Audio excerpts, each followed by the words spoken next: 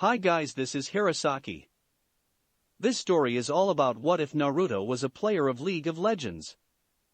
Meet Naruto Uzumaki, a not-so-regular teen with a passion for the MOBA game League of Legends even though he sucked at it. His life was normal until he was introduced to the supernatural world and found out he had an irregular sacred gear. So, the problem? How should he fend off Amano Yuuma? With Lucian's relic pistols? There are so many choices. Before we start, kindly like and subscribe to this channel, and look over the description box for the author of this amazing storyline. Welcome aboard.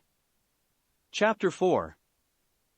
True to Rias' words, it was much easier for him if he looked at his devil jobs as a normal part-time job. So, for the first time in his life, Naruto had something to do in his free time other than playing League. Still, even with his new strength as a devil, Naruto sometimes felt fatigue after long hours of work. However, not that his jobs were difficult to do, and Naruto was glad that the people who made contracts with him would only ask him to do normal household chores, go shopping with them, or be their gaming partner, something that he enjoyed doing even though none of his human clients played League. Naruto had also started his training with Rias, Akino, and Kiba. The one thing that he focused the most on doing at the moment was increasing his demonic energy reserve. The two great One-sama of Kuo had shown him the in and out of magical power training, something that both of them excelled at.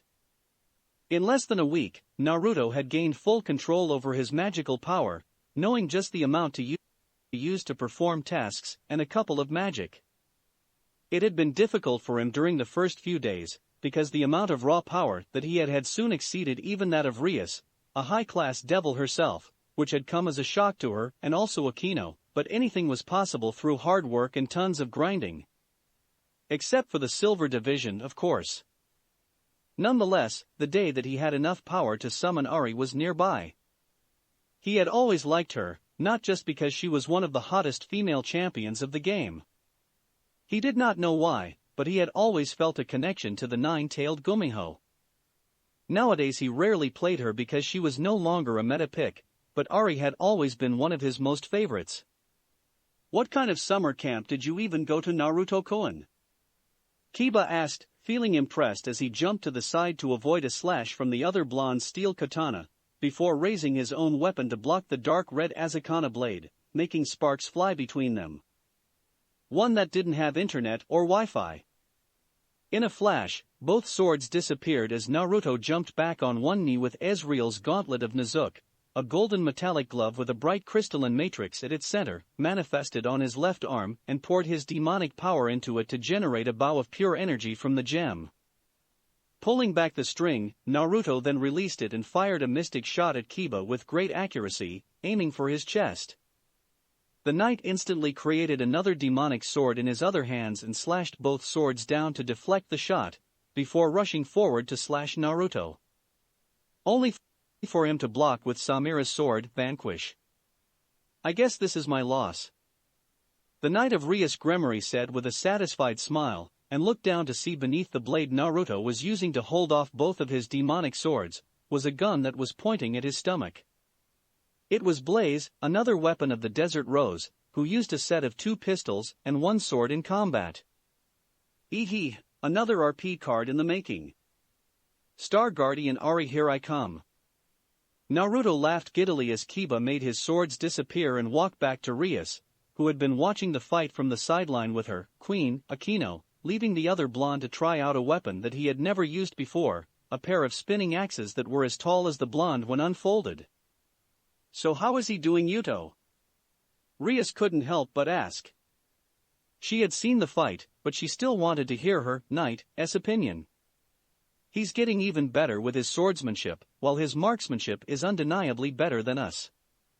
Kiba answered as he gratefully accepted a water bottle from Akino. I believe all that Naruto-kun needs now is improving his decision-making skill. He's very creative with his choices of weapons, but the faster that he can come up with the best combinations to deal with the opponents he's fighting, the better and more advantage he will have in battle. Rias nodded her head in understanding. Even though Naruto had been stuck in bronze for 11 years, the blonde had something that none of them did, and it was a great understanding of League of Legends, from its lore to its mechanics, something that even Kaneko had admitted to be better than hers, even though she had proven time and time again that, rather mercilessly, his mechanical skills were just slightly above average. It could be said that Naruto was more fitted to be a coach than a player, because he seemed to know the in and out of the game.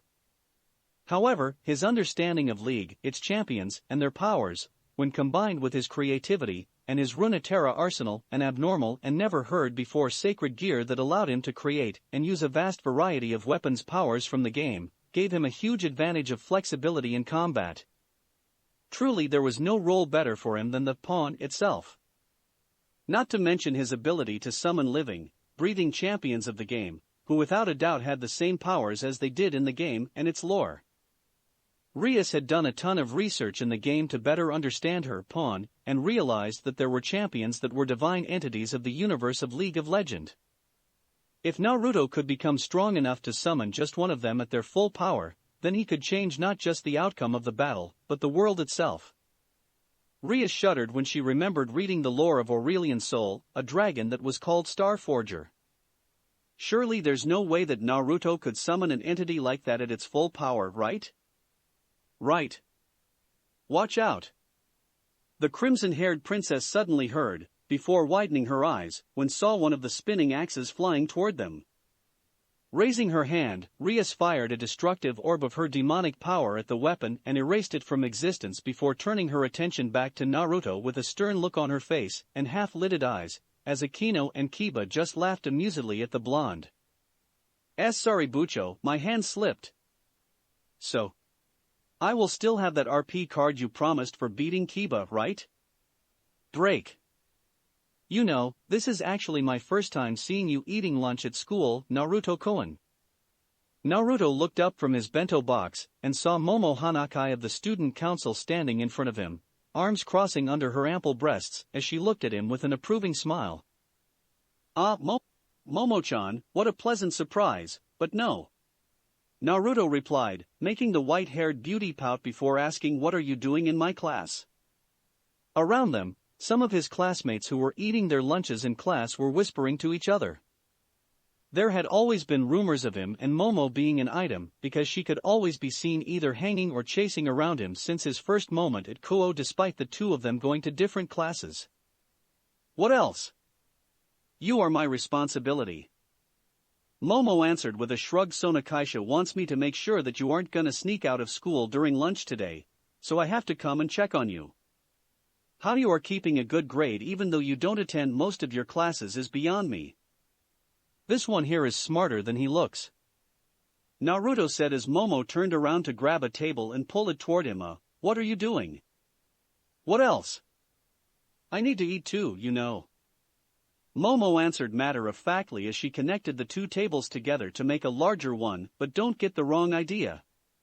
I just don't want to see you sneak out of school after lunch or anything like that. She told him with a very straight face, giving Naruto an impression that she had practiced the speech before telling it to him there. Still, he decided to not think too much about it, since this was Momo Hanakai he was talking about, the girl who took her duties as a member of the student council way too seriously for his taste. Help yourself then. The blonde asked as Momo took out a carefully wrapped bento box from behind her and put it on the table. The contents inside were amazing, but not as amazing as the one his mother Kushina had made for him, obviously. So, Naruto-kun, I heard you became a devil with Rias Gremory-senpai being your master. Momo said in a lower tone than before, to make sure that those who were listening to their conversation couldn't hear him. And you're Sona Citri-senpai's devil servant, aren't you?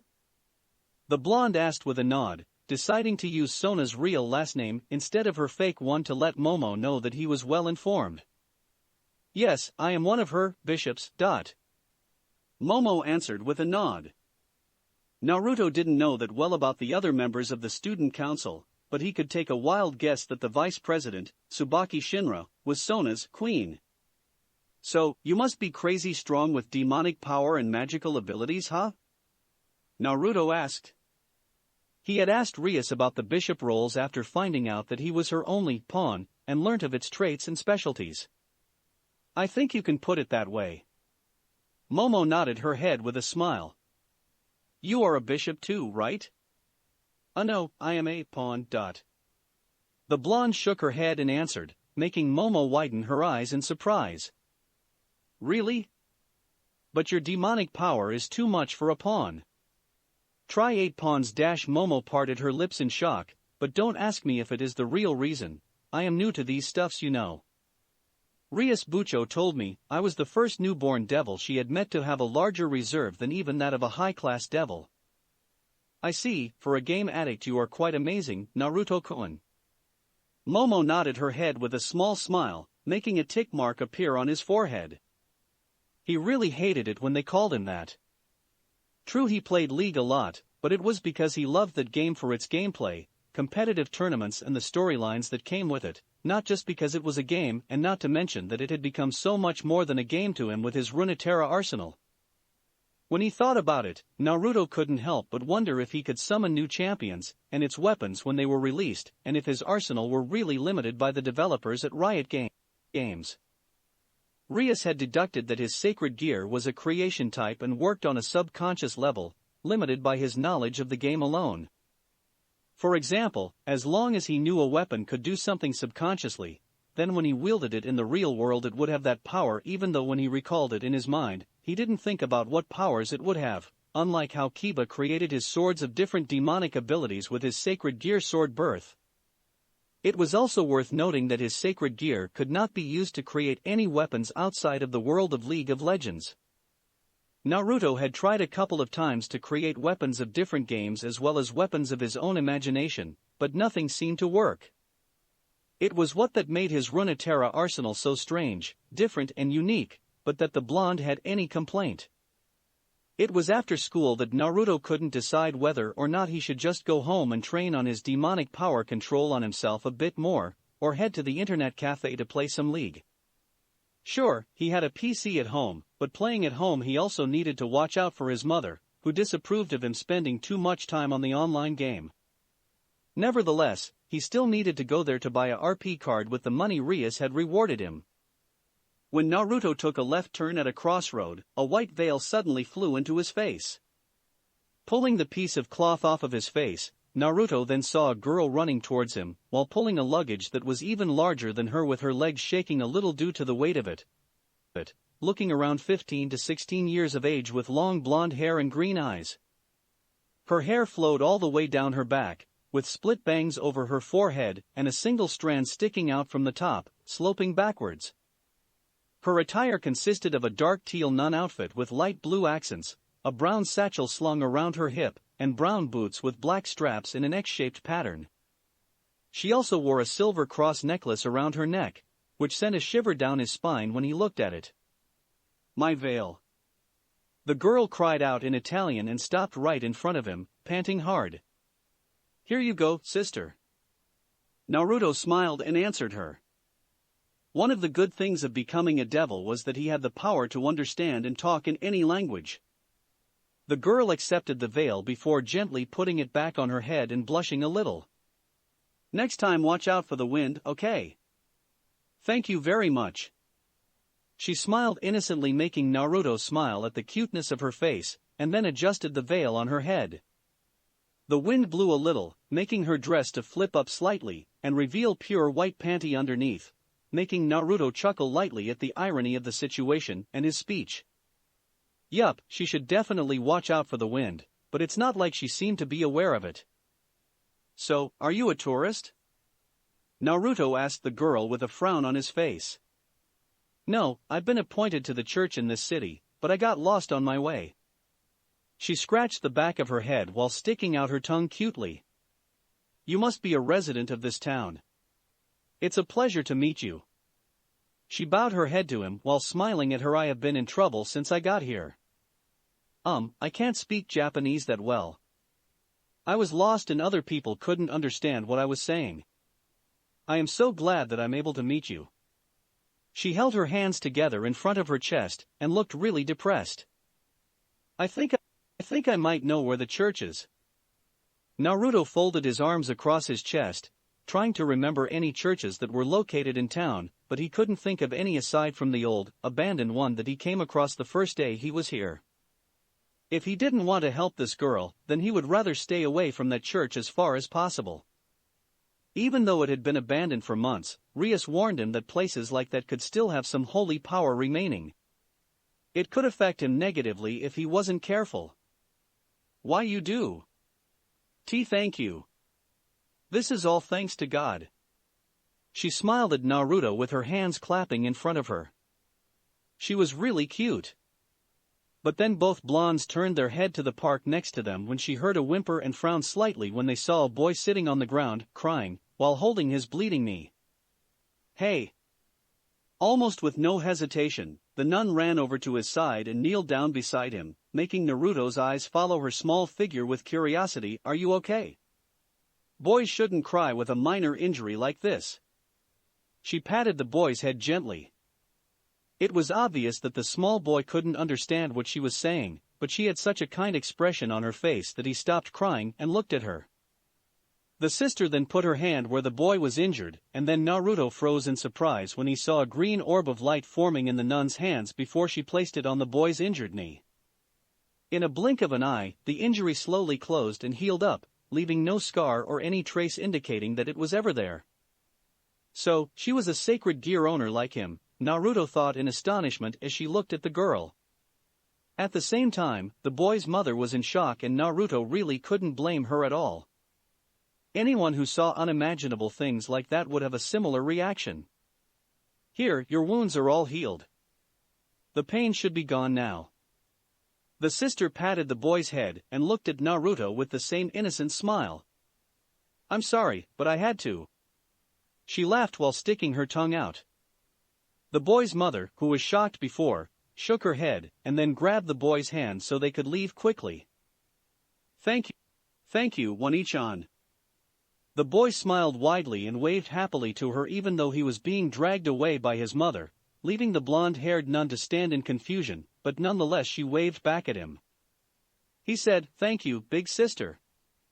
She smiled happily as Naruto translated the boy's words to her anyway, that light just now. Yes, it's the power to heal that God had given to me.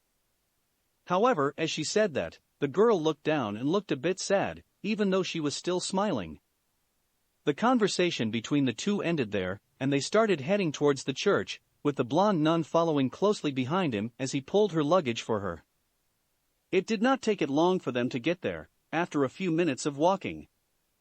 Naruto then took a second to look at the window, and saw light coming from inside the building, meaning that there were people inside. Yes, this is the place. I'm so glad. The nun gave a sigh of relief after having compared their location with the map she had. Then I'll be on my way. Take care, sister. Naruto smiled at her and handed the nun back her luggage. Please wait. The nun called out to him, making Naruto stop in the mid-step. Turning his head, Naruto looked at the girl, and he saw her twiddling her thumbs nervously. I would like to make you some tea as a gratitude for taking me here. Ah, no, don't worry about it. I'm glad that I could help you, there's no need for that. Naruto said to her before she could finish her sentence. But that's... She seemed a bit troubled. At least allow me to make some tea to thank you for your kindness. My name is Naruto Uzumaki. What's your name? He asked kindly to her. As much as he wanted to drink the tea made by a beautiful blonde foreigner like her, doing it in a church could be extremely dangerous for him. My name is Asia Argento. Please call me Asia. She looked up and smiled brightly. Then, Sister Asia, let's meet again. Yes. Naruto, I will definitely come and see you. Asia bowed her head down to him at that. Naruto then left the place after waving his hand at her. He could tell that she had stood there and watched him until he was out of her sight. Break. That night, Naruto sat in his room with his arms crossed on his chest and his notebook on the floor before him. After dinner, his parents had left to visit a relative in a different town, leaving Naruto all alone at home after he had told them that he needed to study for an upcoming exam, while in truth he wanted to stay at home so that he could try out his champion summoning ability of his sacred gear. It could be dangerous doing it unsupervised by either Rias or Akino, but he had made a list of champions that he could summon at the moment without passing out after carefully judging the amount of powers that they possessed in the lore. The first and most viable option was Yuumi, the magical cat. In the lore, Yuumi was a cat who traveled the world of Runeterra and spirit realms looking for her Yordle master Nora with her Book of Thresholds, which he had summoned once before. Yuumi's strength and power lies mostly in her book, but she wasn't called the magical cat for nothing, being one of the strongest supports and healers in the game. The second option was human champions who did not pose magical abilities, those who realized solely on their technical skills like Katarina, Akali, Draven, Jace or Miss Fortune. Naruto would love to see great personalities like Heimerdinger or Tristana too, but he would rather not summon the more mentally unstable Yordle like Rumble or Ziggs. The last but not least, Teemo, the nightmarish rat that had terrorized the rift with its obnoxious invisible poison mushrooms since the earliest days. But of course, Naruto decided to take the safest route and summoned Yuumi. Putting his hand on the floor, Naruto then channeled energy into his palm, generating a summoning magic circle on the floor with him at its center. He then closed his eyes and concentrated, paying special attention to the amount of demonic power he was using to summon the magical cat, since he wanted to see if he could do more than one summon in the future. Meow. Naruto felt excitement swelling up in his head when he heard that soft meow, and opened his eye to see a light purple cat, golden eyebrows and whiskers and a tuft of hair styled like a crown on the top of her head, sitting on the ground looking at him with an expression akin to a smile on her face while waving her tail behind him. At the same time, the Book of Threshold floated behind her, giving him a feeling that it was also looking at him. Hi. Naruto raised a hand and greeted the two, unsure of how to converse with Yuumi and her book. So, you are our summoner? The magical cat then asked, and the book did something like nodding to agree with its friend. I suppose I am. The man is Naruto Uzumaki. Naruto nodded his head. Should he explain to the two that they were no in the game, or was she well aware of that already? I know, and you shall be my new best friend, like me in book. I'm the brain, you are the brawn and book will be book. Yuumi declared and then jumped on the book, sitting there as it hovered closer to him. The magical cat then raised a paw and started listing, my service isn't for free though. I demand a fishy fish dish 3 times per day, and a good chin scratch whenever I feel like it. Whenever we find rats, I call dibs. Or a bug, or a fish. Naruto laughed in amusement. Ahaha, you're just like Yuumi in that League of Legends game, right? Me coming from a game doesn't mean that I don't like fish, isn't that right, book? Yuumi asked, making Naruto drop his jaw in shock before asking him, so do you have any fish? I think my mom left some in the fridge, follow me. Naruto grinned as he stood up and walked out of the room with Yuumi following him in the air writing on her book. So, you tried to summon Ari last time, didn't you? Yuumi suddenly asked when he was defrosting a trout in the microwave for her. Wait, you knew? Naruto asked in surprise. How did you know? Ari told me. How did she even tell you? Naruto couldn't help but ask. Was League of Legends so much more than just a game, or did it have something to do with his sacred gear? When I met her on Summoner's Rift yesterday, we were in the same team. Yuumi explained and then growled in annoyance. She told me you might try to summon me next because outside of the fields of justice I don't have as much magical power as she does. That prideful fox, she completely ignored book.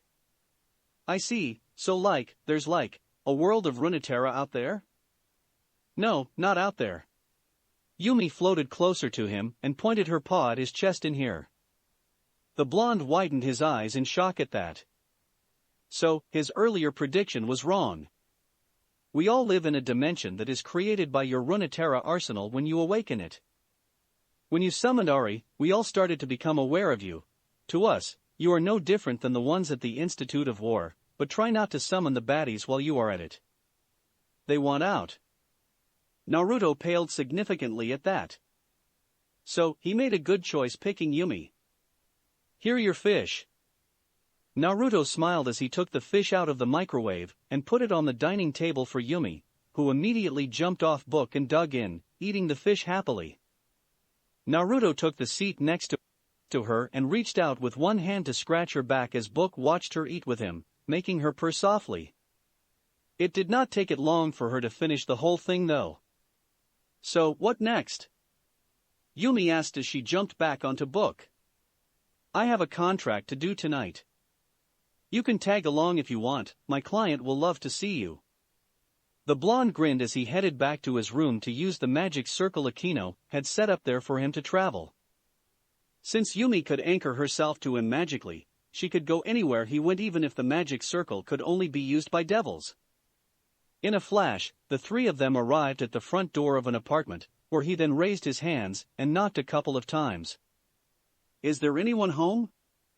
Called out Naruto loudly to ensure that someone who could hear him, since this was his first time meeting this client. Maybe cats got their tongue. You know that is not how you use that phase, right? Naruto asked in amusement as he turned to the light purple cat, who shrugged with a purr. In the end, no one answered him even though he found out later that the door was unlocked. Having a bad feeling in his gut, Naruto walked into the house to see if anything strange was happening. The blonde followed the dim yellow light on the other end of the house, and he approached the area cautiously. Soon he saw that the light came from several small candles on top of a desk inside the office of the home. If a client was a female who wanted to jump his bone, Naruto wouldn't feel so surprised. However, since his client appeared to be a male, with the shoes that he found at the doorstep, Naruto doubted that was the case. It did not take it long, however, for him to see some liquid on the ground and recognize the smell it was emitting. Is that blood? Yuumi voiced out his thoughts, as she moved slightly behind him. Naruto nodded in confirmation, as a large area of the hardwood floor was flooded with a pool of blood, and Naruto moved further into the room to find the source of it all. It was a man's dead body, and it was mutilated to the point that it resembled the one that came from a horror movie of butchers and mentally unstable serial killers. Someone had skinned the man whole and parts of his limbs were scattered along the floor like meats. At the same time, his head had been severed and placed on his desk chair. Book was so shocking that it hit itself, and an equally terrified Yuumi behind Naruto. Did I mention that wherever you go, I go? Just, don't go somewhere bad. Yuumi asked nervously as she perked her head up from behind his shoulder. Look at that, a talking cat and a shitty devil. Am I in Wonderland? Asked an eerily calm voice from the couch.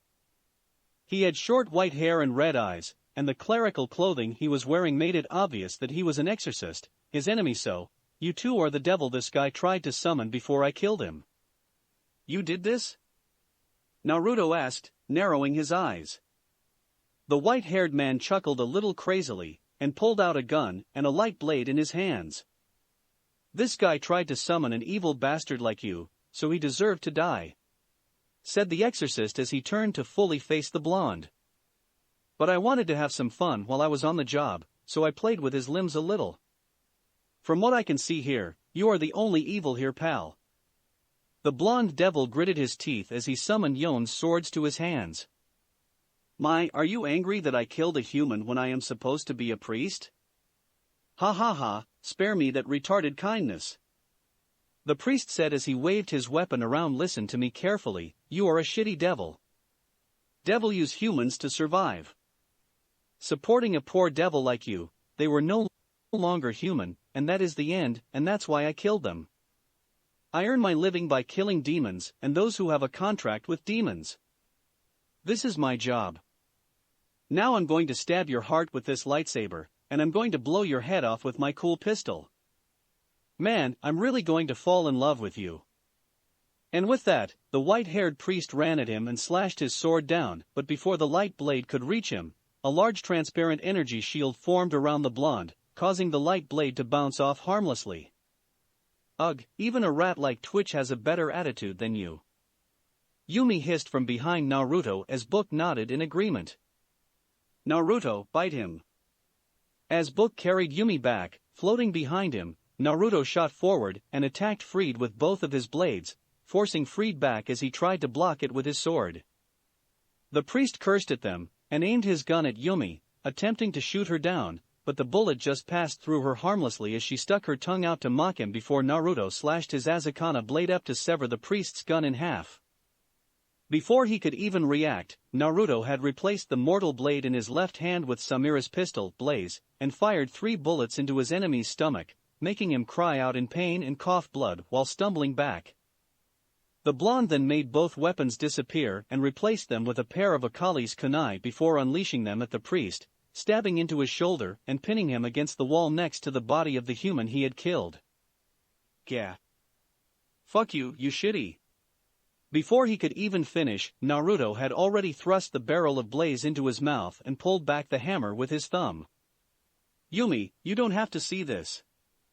Naruto said as he glared murderously at the priest. Book, turn her around. Hey. No. The magical cat complained as Book grabbed her by the crook of her neck and turned her around. Ha. She then made a sound of confusion. I'm sure that Bucho won't mind if I kill a shitty trash like you. The blonde muttered and was about to pull the trigger when suddenly. Please stop. A familiar voice shouted, making Naruto snap his head around and saw the blonde sister he had met earlier today standing in the room with a shocked expression on her face. Asia? He asked in shock. The priest managed to free himself from Naruto by kicking into his stomach and yanking himself off the wall. Heal me. The priest cried out as he crawled over to Asia, grabbing onto the front of her dress. Get away from her. Yuumi. Naruto shouted, and Yuumi instantly fired a prowling projectile at Freed with an angry meow, blasting him away from Asia and knocking him into the wall of the room. And no. Asia screamed out after seeing the corpse that was nailed to the wall, and no. She whispered with tears falling from her eyes. Her eyes then turned to look at Naruto. Father Freed. Naruto-san. She whispered, looking at him directly. That shit is a devil. But his scream was muffled when Naruto delivered a kick to his mouth, sending him across the room. Shut your mouth, asshole. Naruto growled as he pointed his pistol at Freed Asia. He then turned to the blonde-haired nun, trying to explain it to her. For sure that she was with Freed, but she was an innocent girl with a pure heart. Why she was with someone like him was what he was wondering. Naruto-san is a devil. She seemed to be shocked to find out the truth. Yes, I'm a devil, but I didn't do this. He admitted without hesitation. He did. Ahaha. For real, are you really trying to explain it to her? Freed laughed maniacally and got to his knees with one hand pulling the kunai out of his shoulders. What is this? Do you two know each other? Is he your friend Asia? Do you even know that devils and humans can never coexist? You are his enemy. And with that, Freed pulled out another gun and tried to shoot Naruto with it, but Yuumi's shield proved to be tougher than the fired holy bullet, protecting Naruto and also herself. Don't even think about it. The magical cat meowed loudly and flew in front of Naruto, while holding on to Book's front cover as it faced Freed with glowing pages, which then launched a wave of magic power at him, knocking the wall behind him down and blasting him out on the street squashed like a bug. Yuumi finished as she floated back behind Naruto. Wow, remind me to never piss you two off. Naruto said to Yuumi and Book, making them smile at him before turning his attention back to Asia, who looked torn between running outside to heal Freed and staying behind with Naruto and his talking cat. Flash. Before either of them could say a word to each other, however, a magic circle that appeared on the floor shone, bearing the crest of the Gremory household. In a flash, Rias and the rest of her peerage appeared from the teleportation magic circle. Naruto-kun, we have come to rescue. Kiba smiled at the blonde, but then frowned when he saw the destruction of the room and Freed crawled onto his hands and knees outside, his whole body covered in blood. Oh wow. I guess you don't need our help then. He smiled while scratching the back of his head. It was then that Rias and her servants noticed the cat sitting on a book hovering behind Naruto, and widened their eyes in shock as she raised a paw and waved it at them. "Yuumi?" Rias asked with a surprised smile on her face. "The one and only," the magical cat declared before floating over to her. "Do you have snacks or fish?" Kaneko, who was looking at Yuumi with sparkles of excitement in her eyes, instantly pulled out a bag of potato chips from her skirt pocket and showed it to Yuumi. "I can share," she said in her usual monotone that barely hid her excitement. "Awesome." Yuumi cheered as she jumped onto Kaneko's head. "I like you hair clips." "Thank you." "TCH, what do we even have here?" Fried growled as he looked at them from outside the house. "More shitty devils? What are you guys? Devil Squadron, the Devil Rangers?" "Era, what a vulgar mouth. It's hard to believe you are a priest." "Oh, that's why you are a stray exorcist, right?" Ria said simply with a flick to her hair. "Naruto, are you injured?" the crimson-haired young woman asked in concern, as she looked at Naruto and checked for any injuries. She found none. "I'm alright, Bucho. I got Yuumi with me, don't worry." Naruto smiled and shook his head. "As expected from my one and only pawn," Ria said with a satisfied smile before turning to Fried with a mock on her face, who fell on his face and looked like he was about to pass out from losing too much blood.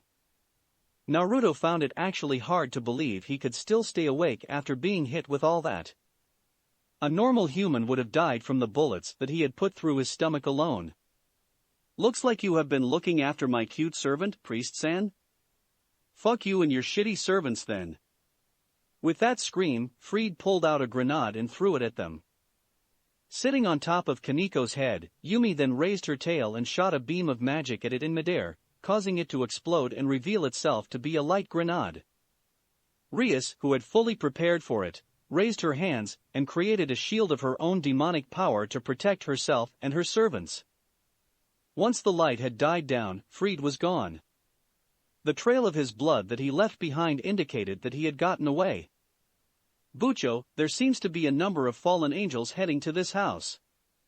Akino informed them, rather distastefully, something that Naruto couldn't help but notice. Rias then gave another stare at the priest before telling her queen. "Akino, we will return to our headquarters. Prepare for teleportation." "Yes." Akino nodded her head and started to cast a spell as soon as Rias urged her to. Realizing that he was about to leave, Naruto looked at Asia. "Bucho, we are taking Asia with us as well." Naruto said it to his master very clearly. "It's impossible.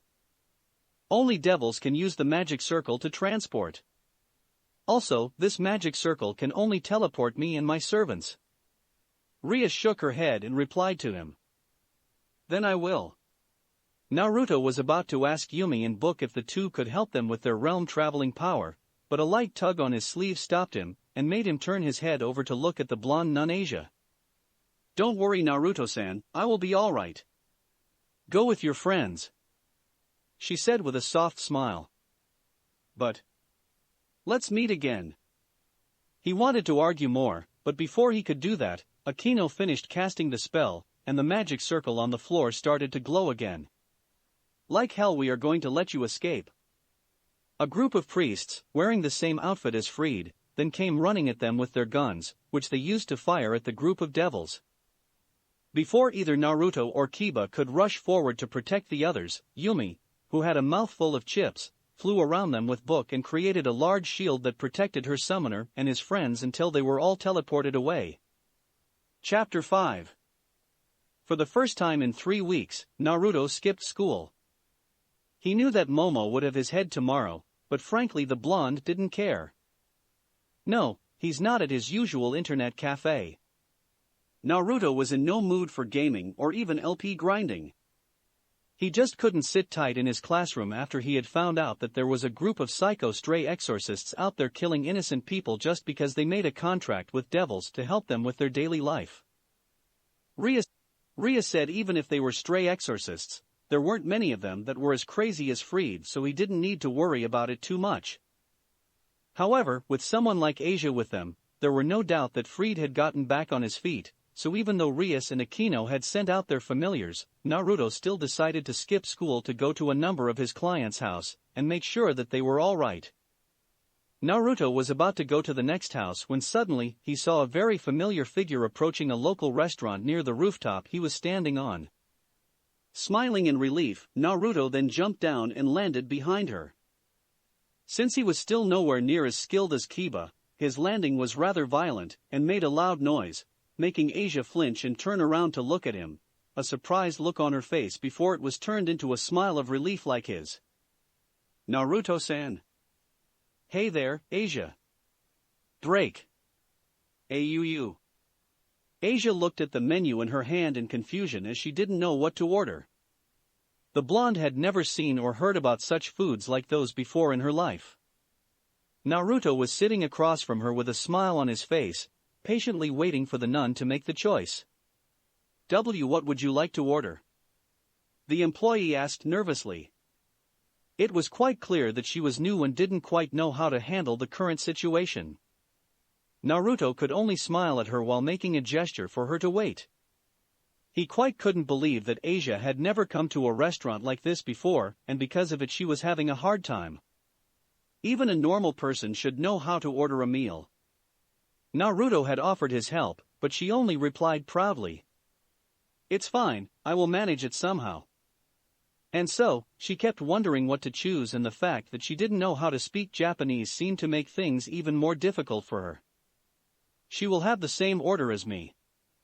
Finally, the blonde had had enough and decided to order the same meal for Asia. It's too bad that the restaurant they were in didn't serve ramen, or else he would have gotten the chance to introduce the food to her. Okay. The employee smiled and wrote down his order before she walked away. AUU, I'm ashamed. I can't even buy a single hamburger by myself. Asia muttered with a down expression. Don't worry, Asia. Naruto grinned, making Asia look at him in confusion. All you need to do is improve your Japanese, and then you can order whatever you want. Right. Asia nodded her head rapidly at that. After that, it didn't take it long for their orders to arrive, and Naruto wasted no time to dig in, as he had not eaten anything but a slice of bread since morning. After the first bite, Naruto was about to go for another one but stopped when he noticed Asia wasn't eating her hamburger at all, but rather, she was taking a very good look between it and him with a thoughtful expression. Here. Naruto said as he put his burger down. He could tell that Asia just didn't know how to eat her food. Reaching forward, the blonde then picked up her burger and started unwrapping the cover for her, revealing the delicious-looking contents inside. You can eat it after taking the wrap off like this. No need for a spoon or anything, just use your hands. There's actually a way to eat like that. Amazing. Naruto nodded his head as Asia gently took the burger from him. Try it. Why yes. Asia nodded her head and took a small bite of the burger, chewing and tasting it very carefully before saying with a bright expression on her face, delicious. This burger is very delicious. I am glad that you like it. Naruto grinned at Asia, whose eyes were shining with excitement before asking, you never had a burger before? Asia shook her head and then answered him, no. I have seen it often on television, but this is my first time eating it. I'm moved. It's delicious. Okay, so what do you normally eat? Mainly bread and soup. I also eat vegetables and pasta food. Sounds too healthy. Naruto chuckled while nodding his head. He himself had never been a fan of vegetables of any types, and hated them the most whenever he had to eat them with ramen. Then eat that burger carefully so you remember the taste, okay? Yes. I will eat it with joy. And with that, Asia started eating it with a delight expression on her face. The two then began to talk a little, with Naruto being the one who asked the questions and Asia answering them truthfully, not that she seemed capable of lying. Naruto was relieved to find that the exorcists and fallen angels didn't do anything to her to become friends with a devil like him. However, Asia still had to use her sacred gear to heal Freed. It appeared that Asia's healing power was powerful enough to heal all the bullet wounds and the damages Yuumi had done on him. All the bullets Naruto had fired at him with Samura's blaze revolver had all gone through his body, so there had been no operation needed to remove them. However, when he had asked why she was out there, Asia said she had time off, but he couldn't just shake off the feeling that she was running away from something. After that, she became a bit depressed, so Naruto decided to think of a way to cheer her up. There was only one decision that he could come to. Asia. Why yes. Have you ever played a game on a PC? I mean on a computer before? Asia tilted her head to the side cutely for a moment in confusion before answering, I have never tried, but an abbess has taught me how to use a laptop before. Why do you ask? I have decided. Naruto declared with a huge grin on his face, today we should forget about everything. Let's go out and have fun. Eh? The nun looked surprised. Let's go to my favorite internet cafe. Break. Wow, everything looks so amazing here. Asia said in amazement as he walked into the internet cafe with Naruto, who then headed over to the host table to create a user account for her. There are so many computers here.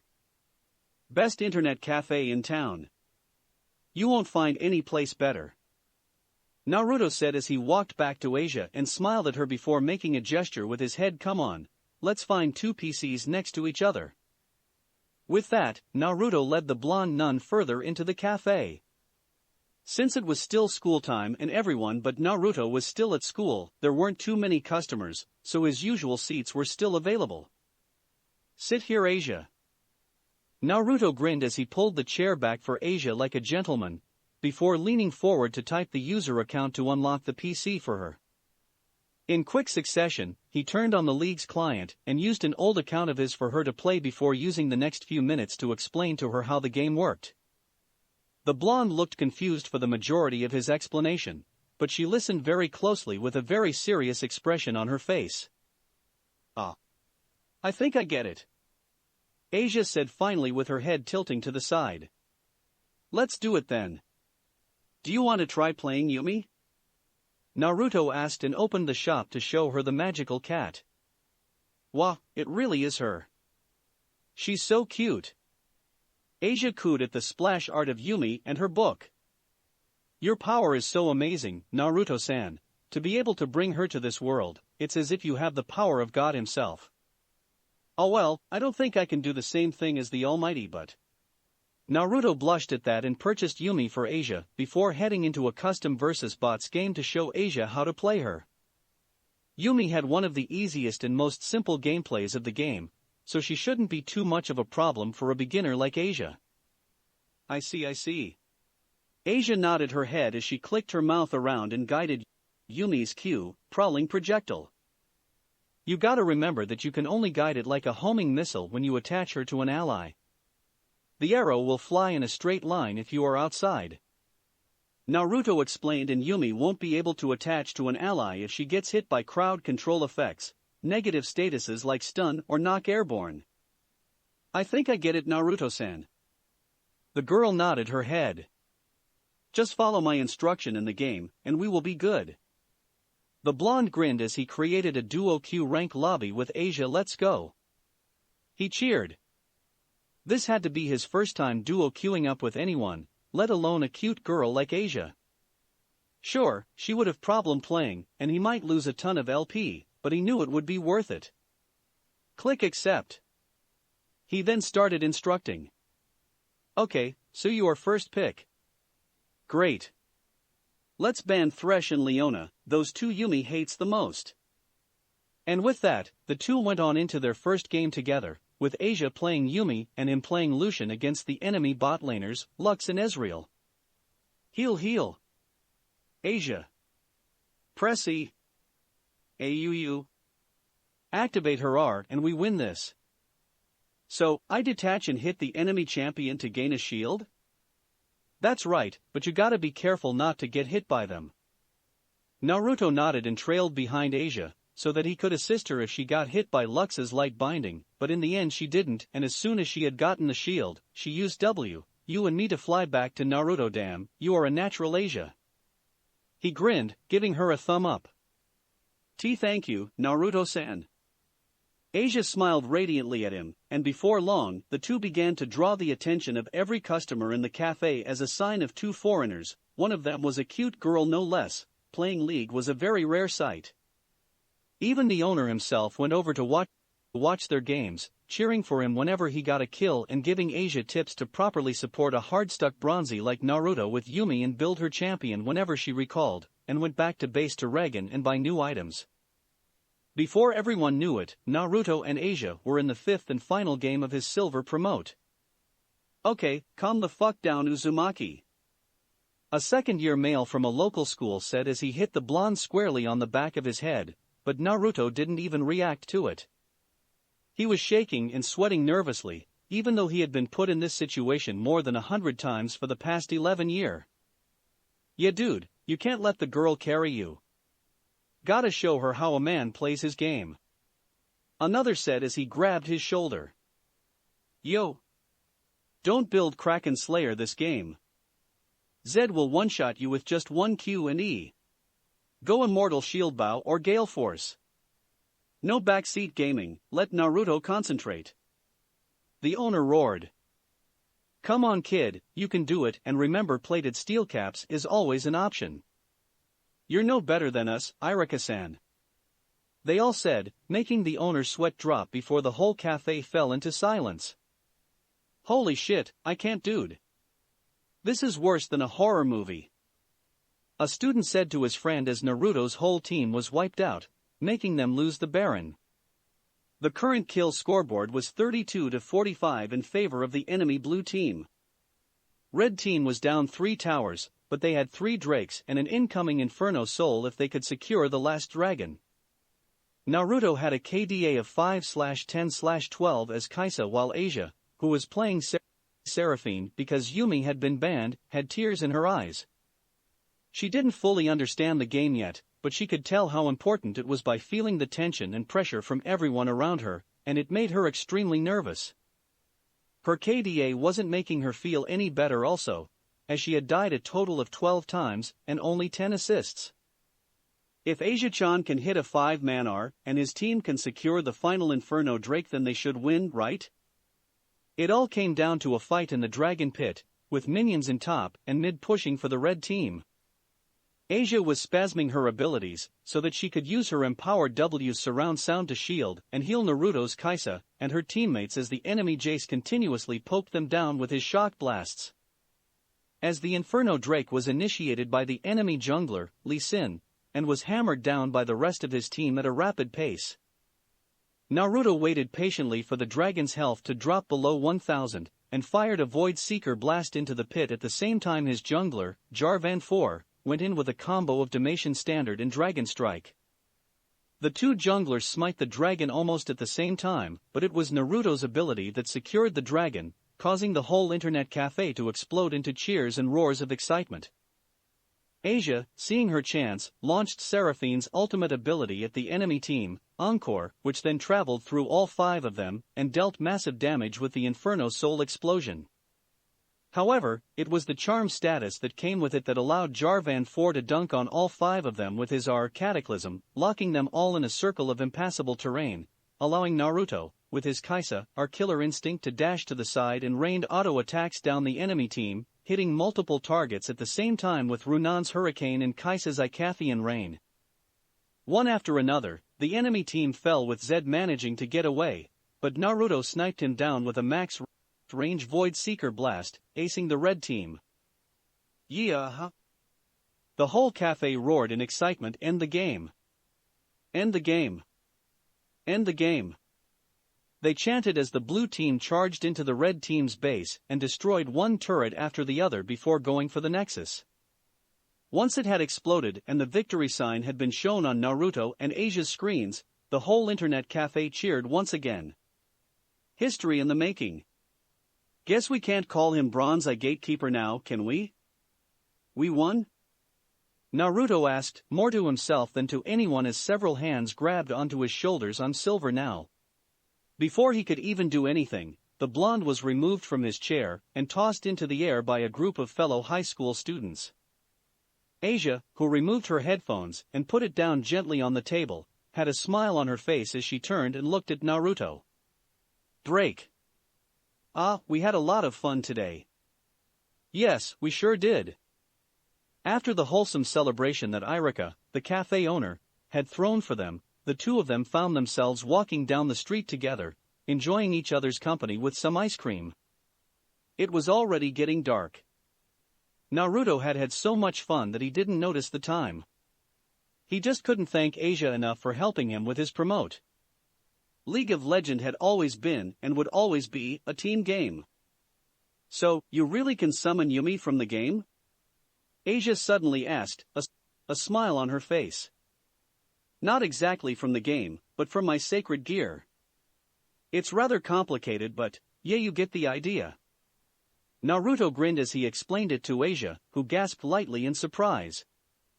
Even he still didn't quite understand his sacred gear. That's all he could tell Asia. You have a sacred too, aren't you, Asia? He couldn't help but ask. Yes, Naruto-san, my sacred gear's name is Twilight Healing. She looked down at her hand. It had the power to heal the wound of every living being. Asia muttered the last part quietly, but the blonde could still hear her very clearly. That's quite amazing, Asia. Naruto said, before he noticed the sad look on Asia's face, and decided to ask her before he could stop himself. But why do you look so sad, Asia? You have an awesome power to heal everyone, you should be happy. He told her, but Asia put on a complicated expression. Soon after, a single drop of tear fell from her eyes as she looked at the ice cream in her hand, and soon more tears started flowing down her cheeks. Hey Asia, it's all right. Naruto said quickly, feeling like an asshole for making Asia cry. I'm so sorry for asking question like that. And no, it's all right, Naruto-san. Asia shook her head as she raised a hand to wipe the tears at the corner of her eyes, and then looked up at him with a soft smile. Feeling that she might have a story to tell him so she could pour her sadness out, Naruto took Asia to a local park and found a bench to sit down her, where she began to tell Naruto about a story about the girl who was once called the Holy Maiden. In a certain region in Europe, there was a girl who was discarded by her parents. She was raised in a church nearby by a nun along with other orphans. The girl, who was a strong follower of the church, awakened a special power at the age of 8. She used her power to heal a wounded puppy, and a person from the Catholic Church witnessed it by chance. From there on, her life changed. The girl was taken to the main Catholic Church, and she was symbolized by many as a holy maiden because of her healing power. She used her power to heal many believers, and they were told it was a power of divine protection, a power that was only meant for them. Rumors brought rumors, and she was respected as a holy maiden. Even without her approval, she had no dissatisfaction for how she was treated. People from the church were kind, and she didn't hate healing people. She was happy that her power could be of use. The girl was thankful to her power, which was bestowed to her by God. But she always felt a bit lonely. She didn't have any friends she could open up to. Everyone treated her nicely and was nice to her.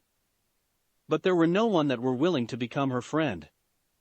She understood why. She knew that they were looking at her power as something irregular. They didn't look at her as a human, but as a creature, an instrument that could heal humans. But one day, it changed. By coincidence, there was a devil nearby and she healed him. A wounded devil, and the girl, pure at heart, couldn't ignore him. She thought that even if it was a devil, she had to heal them because he was injured. It was her kindness that made her take such an action. But that one decision changed her life forever. One of the people from the church saw that incident and notified others. The leaders of the church were shocked about it. A power that can heal devils. Something absurd like that cannot happen. The power of healing can only heal the followers of God. Yes, there were several people who had the power to heal, but the power to heal even devils was out of the question. The people of the church thought it was common sense that the power of healing doesn't work on fallen angels and devils. Apparently, a similar incident had happened in the past. The power to heal fallen angels and devils that were not protected by God, but that was feared as the power of a witch. So, the people saw her as a heretic. Damn witch that heals devils! The girl who was respected as a holy maiden was then feared as a witch, and the Catholic Church turned their back on her. She didn't have anywhere to go until an organization of stray exorcists picked her up. In other words, she had to get protection from the fallen angels. But the girl never forgot to pray to God. She also never forgot to thank God, but even so, the girl was abandoned. God didn't save her. What shocked her the most was that there was not even a single person in the church that was willing to defend her. In the end, there was no one who cared about her. As Naruto listened to Asia's story, he had an expression of shock that then became anger. His hands balling into fists so hard that his nails were cutting into his flesh and drawing blood from it. Those people, how could they do that to a girl like Asia, who had done nothing wrong? She had only done what they all had taught her to, and that had been showing her kindness to others, even if it was a devil. Naruto had never felt such anger in his life. I think it's because I didn't pray enough. It's because I'm clumsy. I'm so stupid that I can't even eat a burger by myself, or know how to play my role properly in a game. Asia wiped her eyes as more tears were falling down her eyes while laughing softly. This is also a trial that the Lord gave me. Since I'm a clumsy nun, the Lord gave me this trial. So I have to endure it. Asia said, more to herself than to Naruto, as she then looked up and stared at the sky above her. I'm sure I will make lots of friends one day. I have a dream. I want to go buy flowers with a friend, buying books and playing games together and... Asia trailed off as she turned her eyes back to Naruto before her nose catching the familiar scent of blood, and looked further down to see it dripping down from his hands and gasped in shock. Naruto-san, your hands. Asia quickly took it and used her power. A green light appeared around it, and the wound where his nails had caused slowly healed up. Asia, you want to make a lot of friends, don't you? Naruto asked before smiling brightly. Would you like to become friends with me? Asia sat there, looking puzzled. Why? Why do you want to make friends with someone like me? Why not? We talked, right? We played League with each other all day, right? We had so much fun together. If that doesn't make us friends, what will? Is this a pact with the devil? It's not. Asia and I are going to become friends with each other. We will talk when we want to, we will play when we want to, and yeah, I will also go shopping with you. Whether it's books or flowers, we will go shopping as much as you want. Okay? It was the first time he had ever said anything like that, so he didn't know if he was saying the right thing or not. Still, those were words that came from the bottom of his heart. If that was what he could do to help this girl, then he would gladly befriend Asia and protect her with his life, just like he would with any of his friends, his master.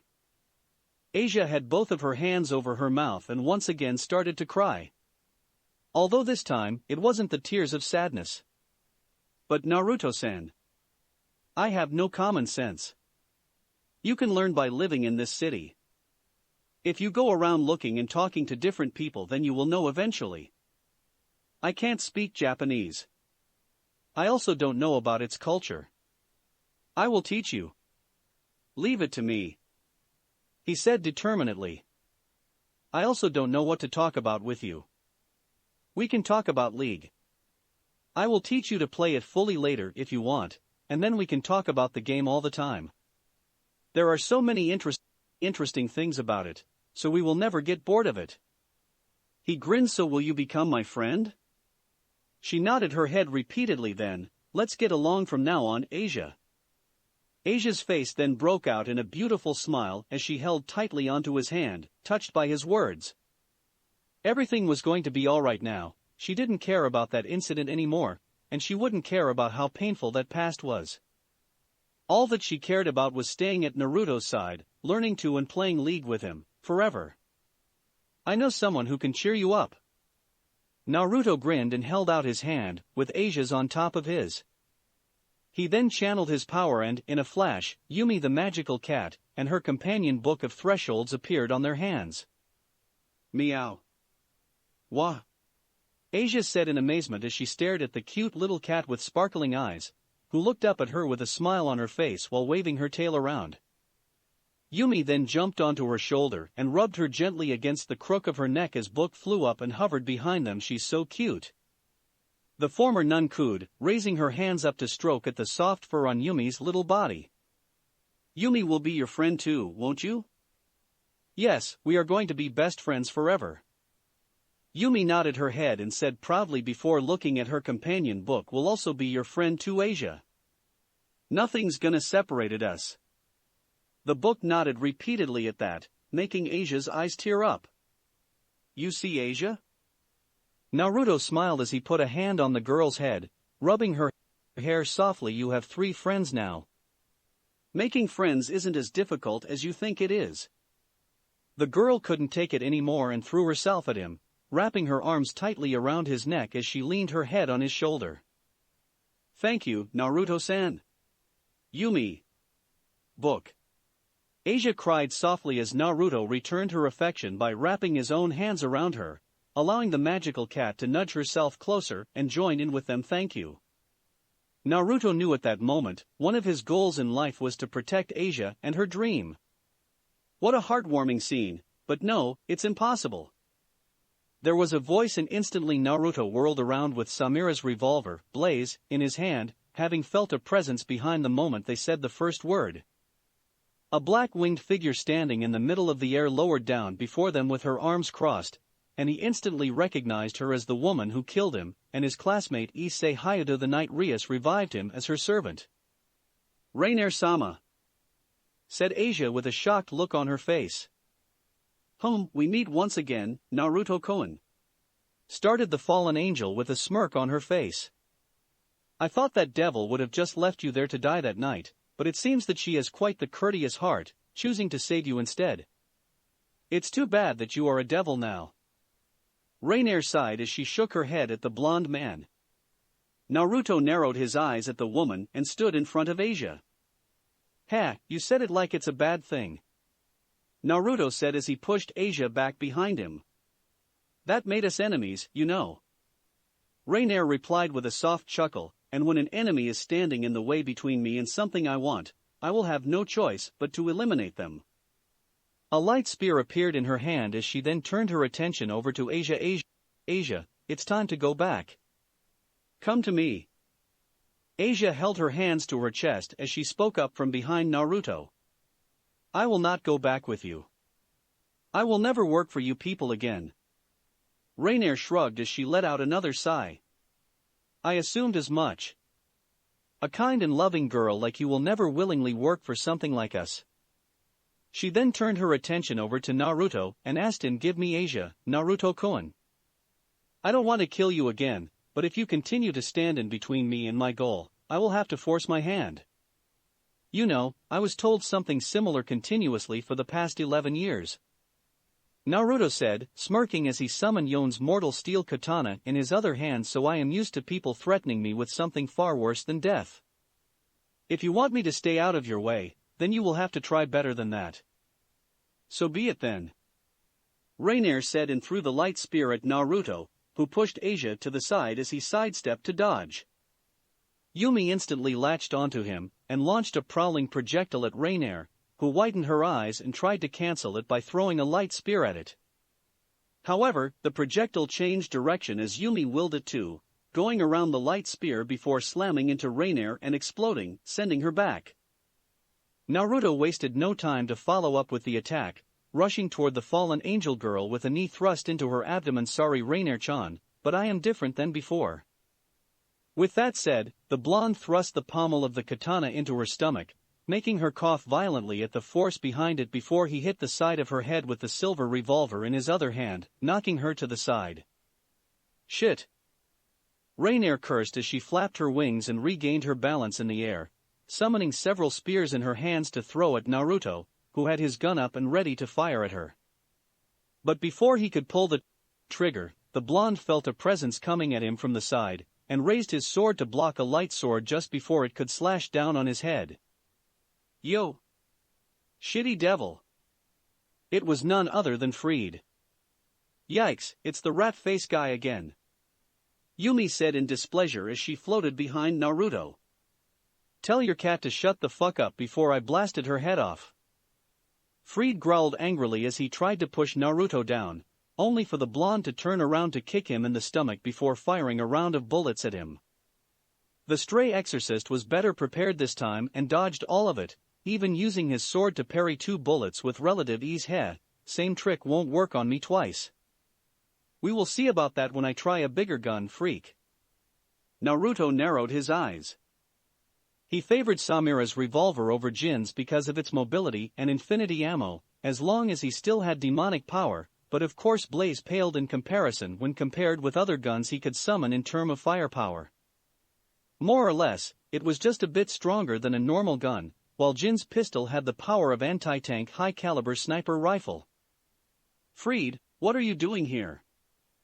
Rainier asked, but before the mentally unstable stray exorcist could answer her question, several more black-winged figures appeared around them with men dressing in robes similar to Freed, making Naruto sweat nervously.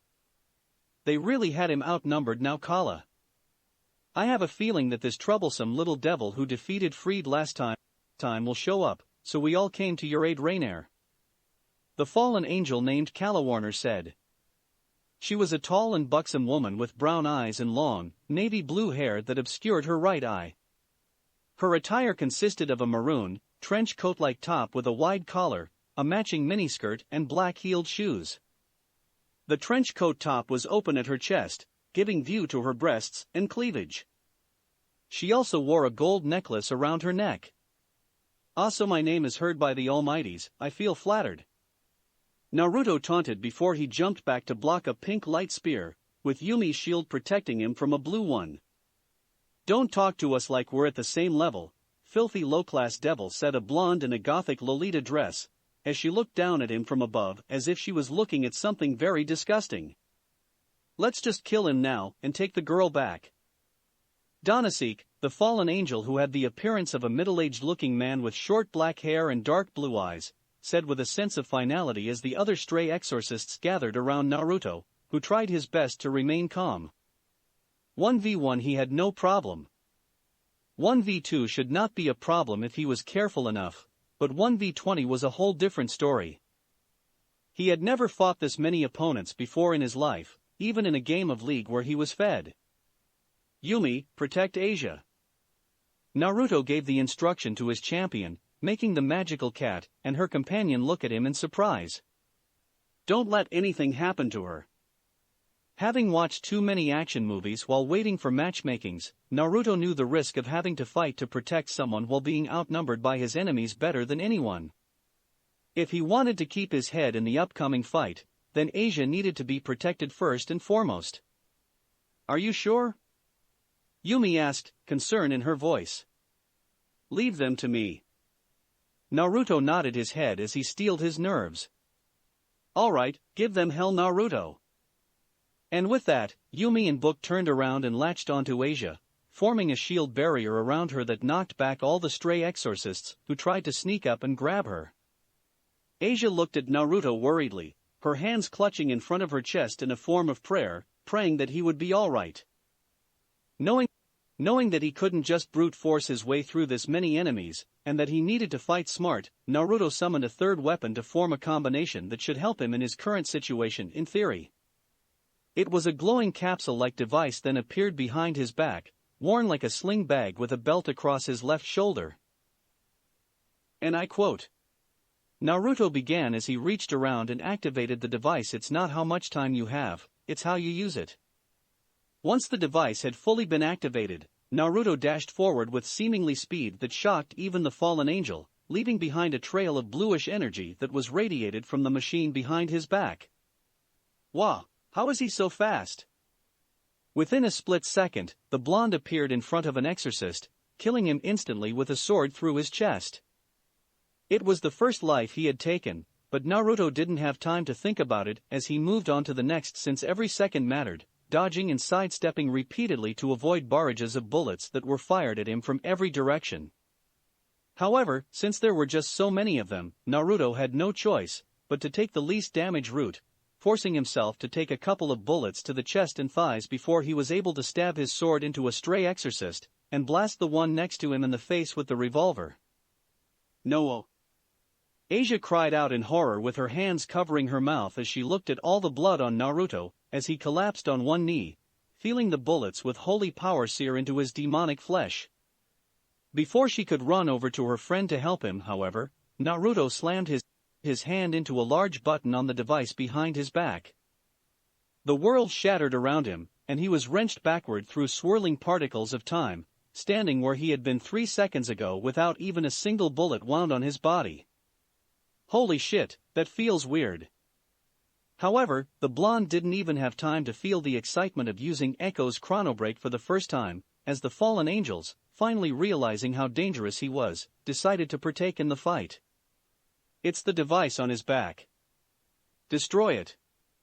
Danase cried out as he threw a spear at Naruto, forcing the blonde to dash to the side before he suddenly disappeared and reappeared in front of him, slashing the male fallen angel in the chest, giving him just enough time to move his body back to avoid being cleaved in two with just a cut on his chest.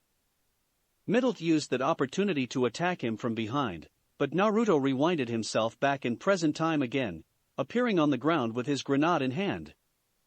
He tossed it in the air and made it explode, generating a dome of frozen time with him being the only one allowed to move freely. The blonde dashed around, seemingly moving at godly speed from the exorcist's fields of vision, and cut them all down one by one. Because bullets moved extremely slow in the area of parallel convergence, Naruto didn't bother using his revolver, as he knocked the ones fired at him to the sides with his sword to make way for him to go for his next target. Once parallel convergence ended, however, a gunshot was heard and Naruto looked behind him to see Echo's Z-drive engine shutting down. Fried, who had managed to leave the area before the time grenade exploded, was standing behind a tree, holding a smoking gun in his hand with a wide smirk on his face. "Too easy to predict, you shitty devil." Naruto widened his eyes at that before he felt a heavy blow in his gut by the two fallen angels Rainier and Calawarner, who flew at him and threw their wholly enhanced fists into his stomach at the same time before punching him in the face. Asia let out a scream as the blonde was sent flying backward and crashed into a fountain, breaking the top portion before falling down. Asia looked terrified as she quickly ran over to Naruto and started to heal him as much as she could. "Are you okay, Naruto-san?" asked the girl desperately as Yuumi went over to him and started healing him as well, accelerating his recovery even further. Naruto grunted and coughed a mouthful of blood as he nodded and forced himself on his hands and knees. "Yeah. I can still fight." Rainier created another spear of holy light in her hands and said, "Asia, if you want that devil friend of you to live, then come back to me right now. You do realize that I would rather die than letting you take her, right?" Naruto growled as he glared at Rainier, her fallen angel's companions, and the surviving stray exorcists after that overwhelming assault of his. They had looked at him with different eyes now. There's no way that he could pull a trick like that again without a miracle. A miracle. No matter how he looked at it, he was outnumbered, outgunned, out everything. Even with Yuumi assisting him, it would still be extremely difficult for the two of them to fight against so many opponents. If only he could even the odd. Even the odd. The blonde suddenly remembered something that Rias had told him during his training with her. "Naruto-san, Asia began with tears in her eyes, but Naruto instantly raised a hand to cover her mouth, stopping her before she could finish whatever she meant to say. "No, Asia." He shook his head and said as the fallen angels and their followers approached them, "It's not over yet. I will not let them take you away. I will protect you," he said, and then snapped his head back to look at his enemies. Stabbing his sword onto the ground, the blonde pushed himself up onto one knee and cried out, praying to whatever demon lords down in the underworld that it would work promotion. "Bishop." Before Rainier and her companions even realized it, they were blasted back by a surge of demonic power, so powerful that they could see it with their own eyes. The demonic power became an aura that surrounded Naruto's whole body, coming off of his body in waves. The blonde then put his hand on the ground and activated his power. With this, he should have enough power to summon a powerful champion. For a brief second, a small, smartphone-like device appeared in his pocket, but the blonde didn't seem to notice it. Please let this work. Naruto prayed as he concentrated on the champion he wished to summon come. In a flash, a man with wild red hair appeared, dressed in a dark purple coat with wild dark fur trimming lining the hood, exposing his muscular torso, and white pants with brown boots. The most noticeable features about him, however, were a pair of metallic combat bracers that he wore around his arm, and the overwhelming presence of a fighter that he was radiating even as he stood there and did nothing. Rainier and her companion stepped back nervously at the sight of the man, who merely stood there with a bored expression on his face as he cracked his neck around before turning his body around to look at Naruto and Asia, with Yuumi the magical cat at their side. Just the sight of a cat standing on a hovering book alone was more than enough for the boss to know which one was his summoner.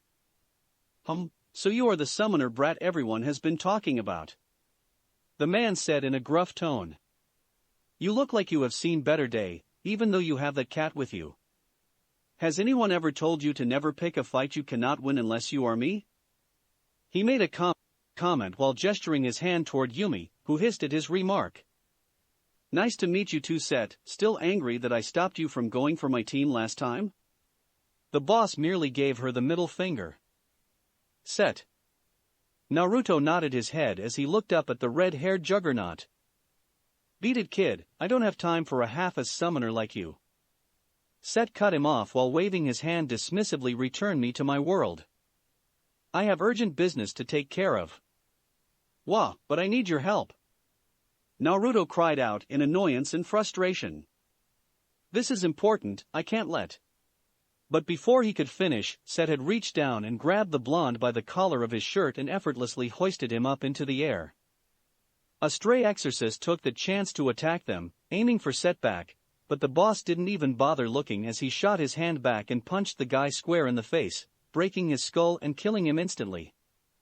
"Hey! Put him down, Yuumi."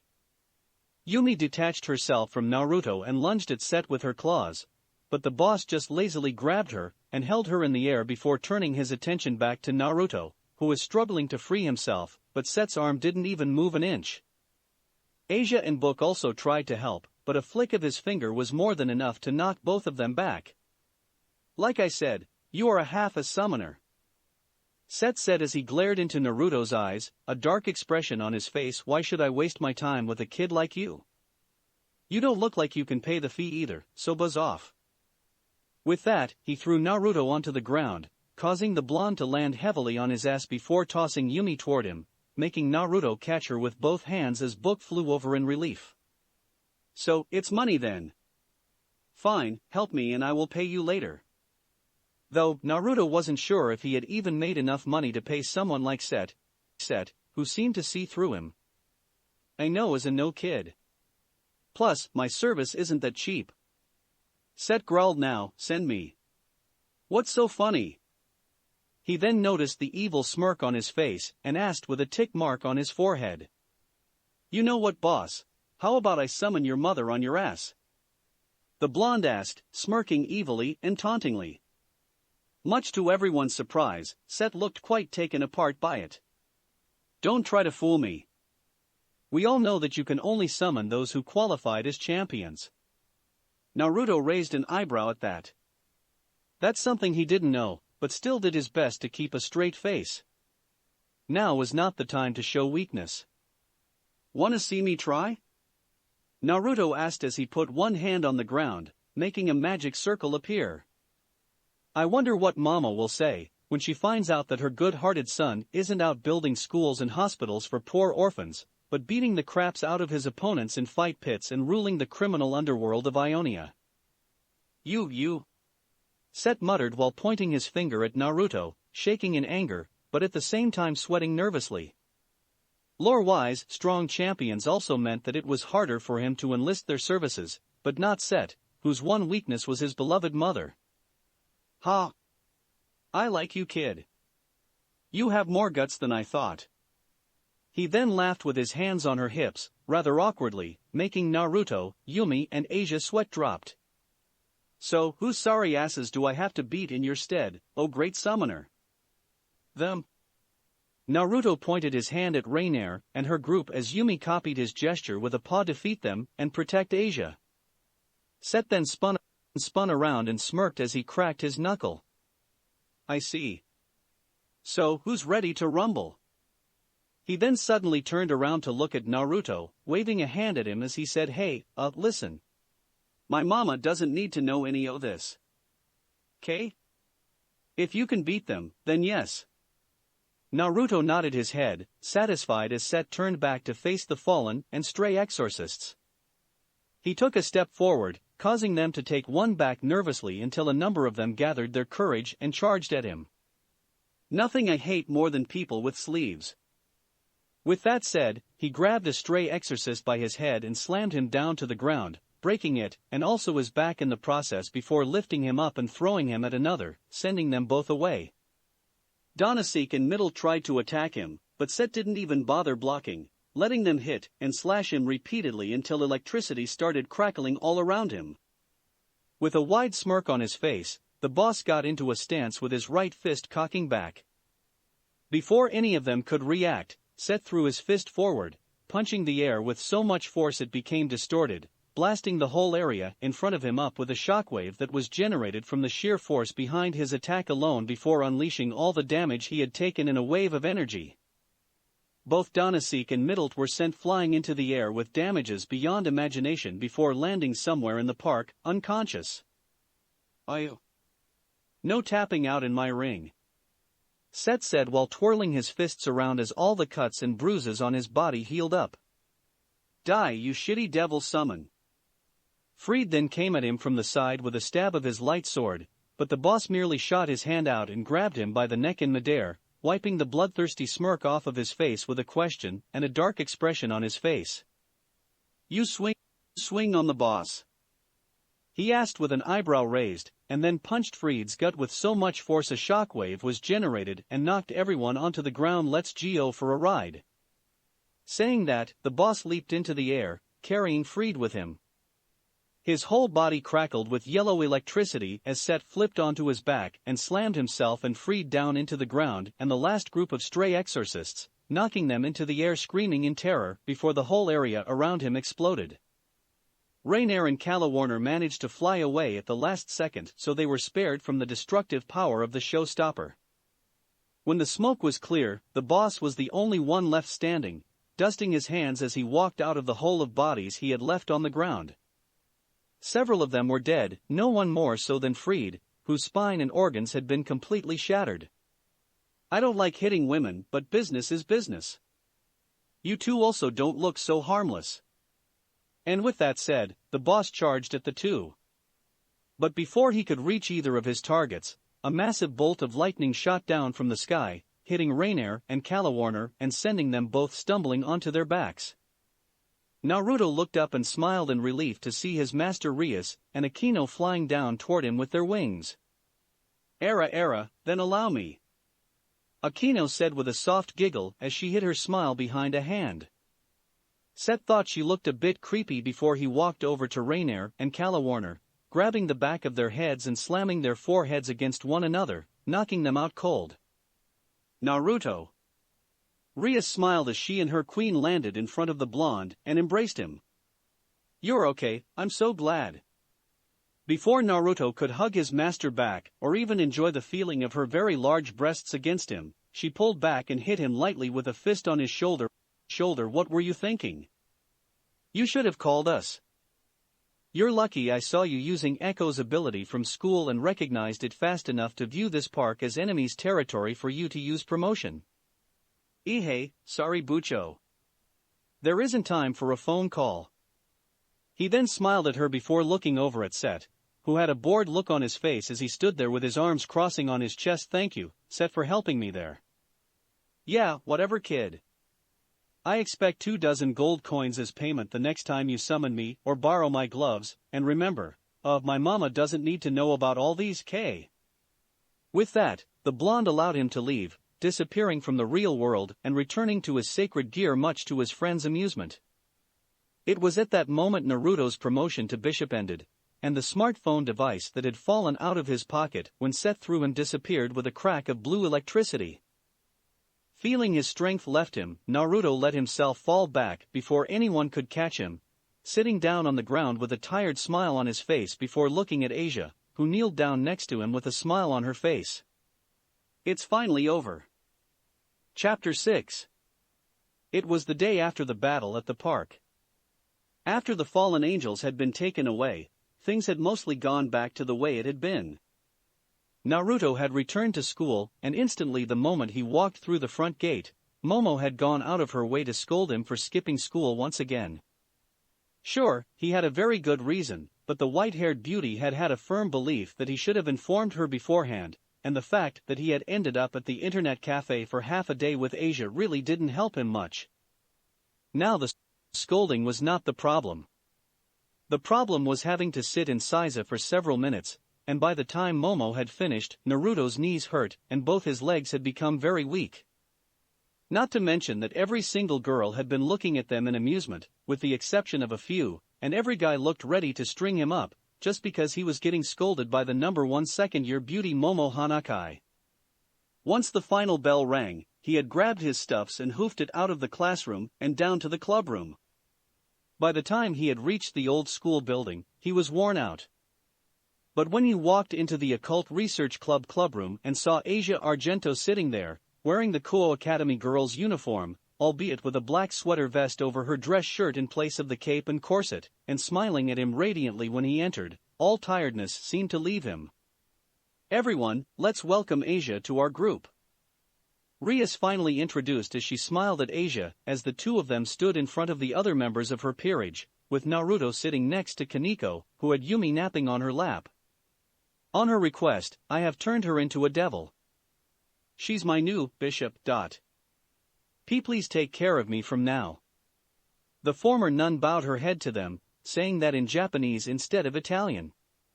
Either way, Devil's language ability should help her converse normally with them and the other students of Kuo from now on.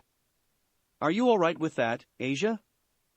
Naruto couldn't help but ask. Since Asia was such a devoted follower of God's teachings, it's hard for him to believe that she would choose to become a devil. Sure, her heart was pure, and devils or fallen angels were no different to her, but still. Becoming a devil, I mean. You can't face God anymore, you know. That's true, but... Asia shook her head and then told him with a very pure, genuine smile, "No matter what form I take, if I can be with Naruto-san like this every day, then I am happy." "Are really? I'm glad. I guess." Naruto replied, blushing a little while scratching the back of his head. Beside him, Akino giggled softly into her hand at the cute, somewhat embarrassed expression her junior was making. "From today onward, Asia is also going to attend this school." Rias then continued, explaining Asia's outfit. "Since you two looks to be of the same age, I also made arrangements to have her in the same class as you. So please take care of her from now, Naruto." The blonde nodded. He didn't have any problem with it because Rias had also made the arrangement with his parents for Asia to move into their house and live with him, since the former nun still had too many social problems to live alone, and she was the most comfortable with him. His parents had been so happy and accepted Asia into their family as if she was their daughter. "I see. You can trust me, Bucho." Naruto grinned as he pointed at himself, declaring confidently before noticing the way everyone was looking at him, with the only exception being Asia, who tilted her head to the side in confusion. I won't skip school again and leave Asia alone in class, promise. I will put my trust in you this time, Naruto." Rias smiled before she snapped her fingers, making a big cake appear on the table along with several boxes on the floor. "Alright, since we got new members, I made a cake for us to celebrate. Let's eat together." "Yeah." The Occult Research Club cheered, along with Yuumi, who had woken up from her nap. Naruto then picked up a plate before taking a closer look at the boxes around the table, widening his eyes in surprise when he saw the leaf-like swirl logo of his father computer's company on the side of each box. "Bucho, what are these?" He couldn't help but ask. "Oh, these are something that I have purchased this morning from your father's company," Ria said and kneeled down on the wooden floor to channel a small amount of her demonic power on her fingertip and use it to cut open the box, revealing the contents inside to be exactly what he had thought they would be. "With this, you won't have to skip school anymore, and we can play League with you whenever we don't have class," Rias explained, as she showed Naruto all the computer components inside to make an expensive, highest quality gaming PC. Bucho. Naruto felt his eyes tear up as he looked at the beautiful young woman who had become his master. "Thank you. You're the best." Before Rias could say anything, Naruto had already thrown himself at her and wrapped his arms around her neck to bring her over in a tight hug, surprising the crimson-haired young woman for a second and making cheeks redden a little before she returned her pawn's affection with a hug of her own, making Asia, who was watching them from the side, pout cutely. After he had pulled back, Ria summoned a toolbox and gave it over to him, asking with a smile, "I trust that you know how to put them together." "Yes, leave it to me." Naruto grinned as he took the toolbox from his master. "Master. Asia, wanna help me?" he asked, looking at the former nun who smiled brightly and rushed over to help him as Naruto carried the boxes to the side of the room, where Akino had prepared a row of table and gaming chairs for the PCs before the two blondes were joined by the rest of the club, almost forgetting completely about the cake, allowing Kaneko and Yuumi to have the most of it. As Naruto and her servants worked to put together the gaming computers, Ria stood at the door and watched them with a smile on her face. She watched Naruto as he showed Asia how to put the CPU into its socket, at the same time bragging to Kaneko how he's no longer a hardstuck bronze eye but a member of Silver Division, much to the girl's surprise. His face was alighting with excitement, contrasting with Ria's inner feeling. If only she didn't have that damnable betrothal hanging on her head, threatening to bound her to that arrogant and prideful man for eternity, then she would have joined him and the others. It wasn't that she would be happy with the idea of an arranged marriage even if her betrothed was a nice man. The idea of being married just for politics was anathema to her romantic perception, and the fact that her betrothed was everything that she was against brought Rias to a point of desperation, as she had no intention of living the rest of her life as a conquest, something that man could just come and take. "Thinking about your marriage engagement, Rias?" Rias heard a voice and turned her head to look at Sona Citri and her queen Tsubaki Shinra approaching her. "Sona, how do you? You always have this look on your face whenever you think about it." The heiress of the Citri family answered before she peeked into the room and looked at one Naruto Uzumaki. Uzumaki-kun is still at school today. He won't try to skip again," Ria said with a small smile before she asked. "You aren't here just to make sure my pawn isn't skipping, are you?" "Of course not. I am here to tell you that my sister has decided to give the four fallen angels your pawn, has captured back to Grigori, and let them decide their punishment as an act of goodwill, since it's them who went against their superior's orders to begin with." Rias nodded her head in understanding. To be honest, she didn't feel surprised Seraphal Leviathan would come to that decision. Still, can't quite believe that Uzumaki-kun is the one who defeated and captured them.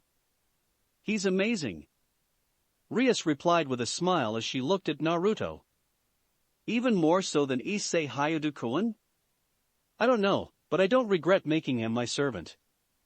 Rias shook her head and answered. "Momo told me his demonic power alone has already exceeded your queen, Rias."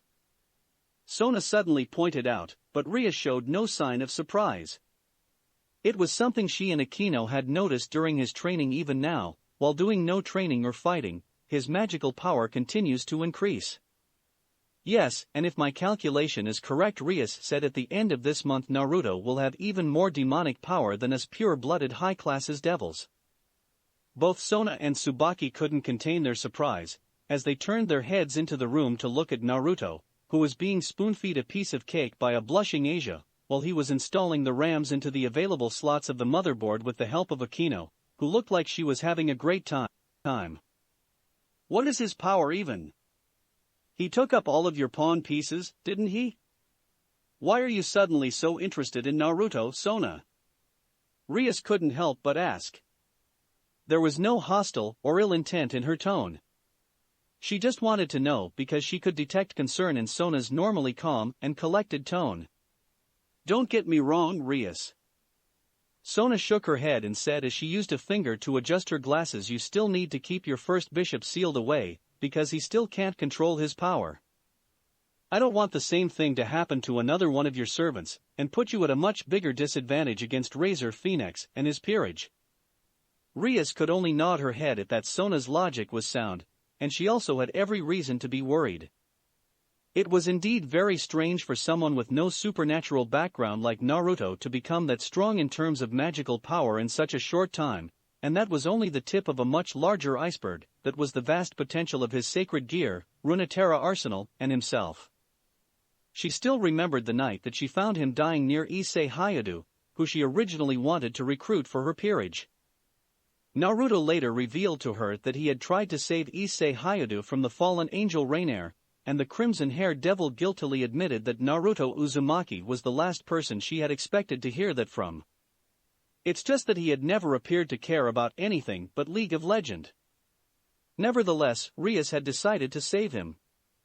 It could be said that she, a member of a race that was commonly known to be driven by their desires, were moved by Naruto's will to continue living even though his reason had been rather disappointing.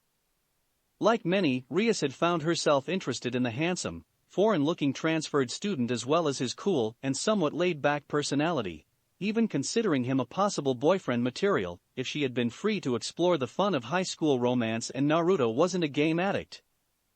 Rias truly disliked pointless and useless gaming, thus making her lose all interest in him.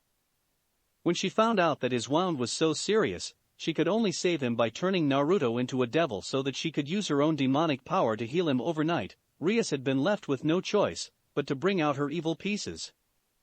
When she thought about it, Naruto Uzumaki was actually not that bad of a choice for her peerage, considering his better-than-normal athletic skills and close to genius-level intellect, which he used to breathe through school like it was nothing so he could use the most of his time for League, which for some reason he was rather bad at despite having a deep understanding of the game. Rias had believed that if she could turn his strong passion for the game into something else, then without a doubt he would be a great addition to her peerage, even though he had yet to show any type of special power back then. For a human, a pawn piece, or even two would have been sufficed. Rias wouldn't feel surprised if Naruto had taken her two pieces to reincarnate, but she had wanted to make him a knight alongside Kiba Yudo because it was much easier for someone who had no special supernatural power to be trained to fight in the arts of swordsmanship. It was also because she had wanted to save the pawns for Issei Hayado, as pawn was the only piece that she still had the full set of. She didn't know which sacred gear the infamous pervert was holding, but it was so strong she could feel it even in its sealed state. One pawn would never be enough to turn him into a devil, unless it was her brother, a devil king himself, that was resurrecting. However, when the knight piece didn't react to him, Rias could only look at the bleeding young man lying on the ground next to her in surprise. Since a knight piece was worth 3 pawns in terms of reincarnation potential, it had shown her Naruto Uzumaki wasn't just an ordinary human.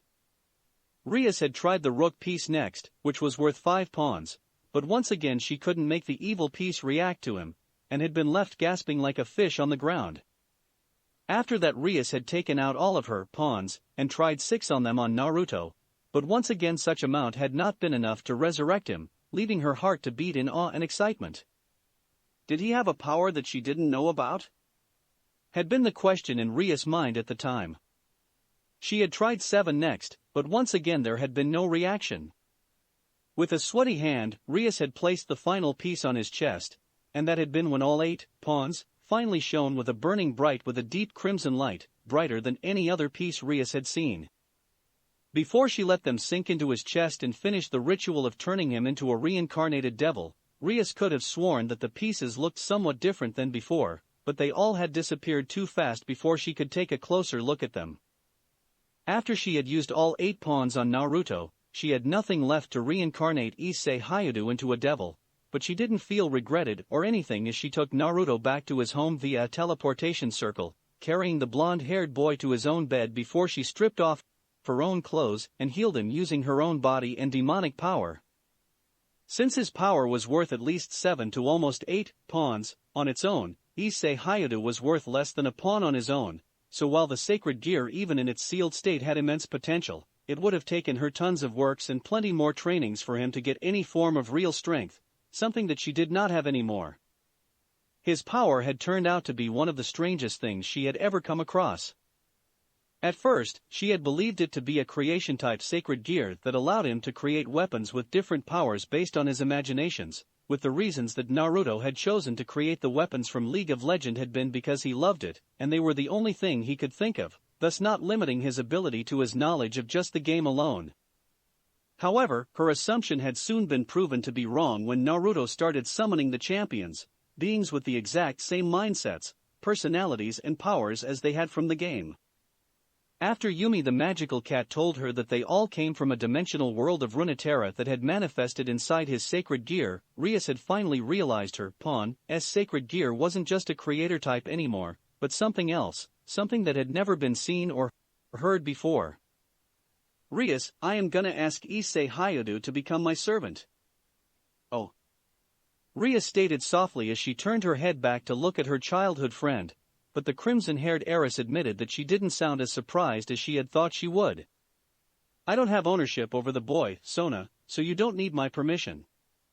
Good luck though, 'cause I have the feeling you will need it. I know. The bespectacled girl sighed before nodding. While both of them agreed that Issei Hayate's power had immense potential, and should not be left to waste or fall into someone else's hands, he was a notorious pervert that was utterly obsessed with women's breasts, and a not-so-secret dream of having his own harem. If he accepted Sona's offer, then sooner or later he would become a member of the student council, bringing a bad reputation to the group and definitely leaving Sona and the girls of her peerage with a lot of headaches and serious problems for months to come. Naruto had his own obsession, but his real personalities had turned out to be much more tolerable than Issei could ever be. Do take care of yourself and your servants, Rias. See you later.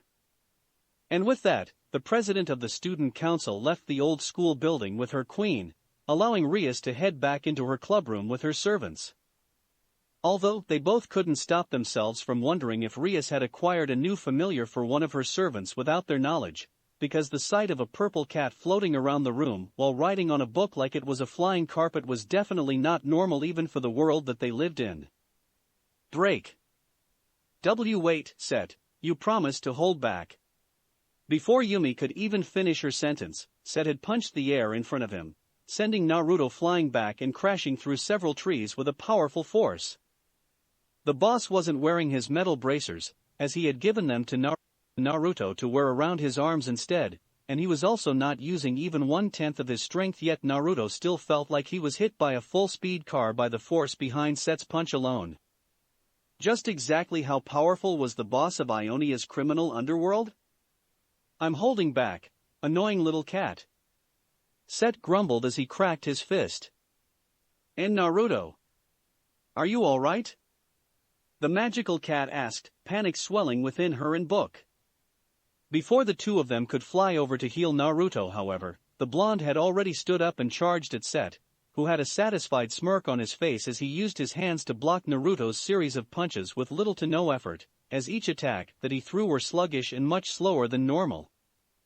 Set's gauntlets were incredibly heavy, forcing Naruto to promote himself to Rook, just to have the physical strength to lift his arms, let alone punching with them.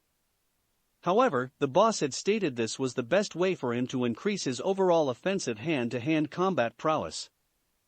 You are a lightweight kid, so technique is for you.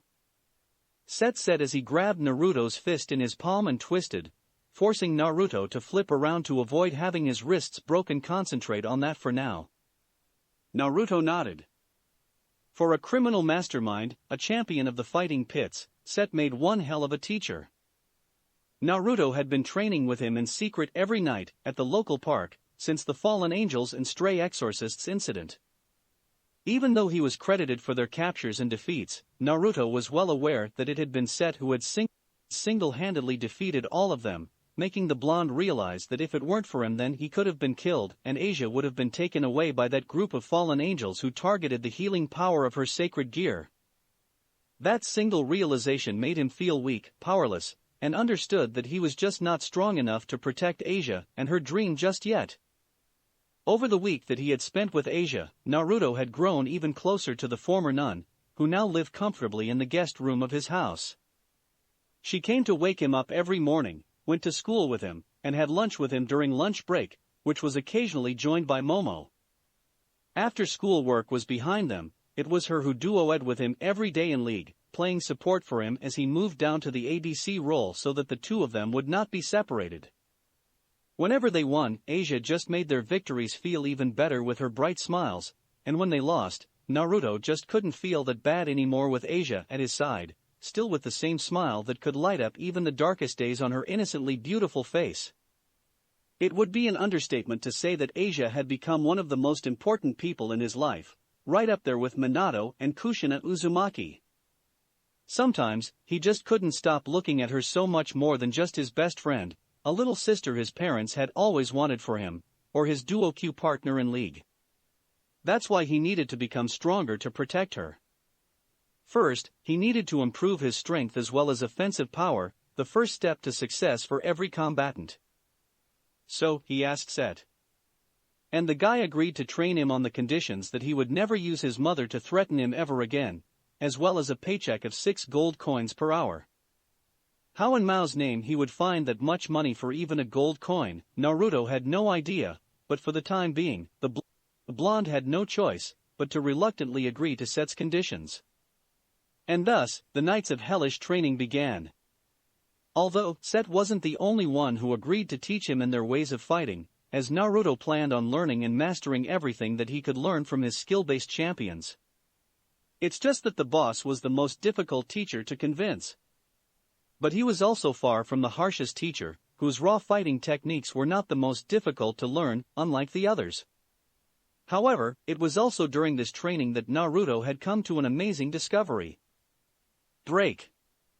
A morning in mid-March found Rias Gremory sitting alone in her clubroom, and let her eyes wander from where she was supposed to be paying attention. From where she was sitting, she could see Naruto and Asia running track around the schoolyard in their PE uniforms. The rest of her peerage were out fulfilling their clients' requests, so Rias took this alone time to finally confront what she had been dreading to do lately. "Oju-sama, are you listening to me?" Rias was shaken out of her thoughts before she looked back down at the magic circle on her desk, which was projecting the hologram image of an incredibly beautiful silver-haired woman wearing a blue and white French-made outfit. Rias closed her eyes for a second before addressing the voice from her magic circle. "Yes. Sorry, Graphia. I know you are not going to like what is about to happen, Oju-sama, but you have to make this decision right now." Rias leaned back into her chair and said, "You know, if I could actually make the choice, then I would choose to cancel this marriage engagement right now, do you? And you know we cannot do that, Oju-sama. Razor-sama wishes to see you before the wedding, and he demands we do it as soon as possible.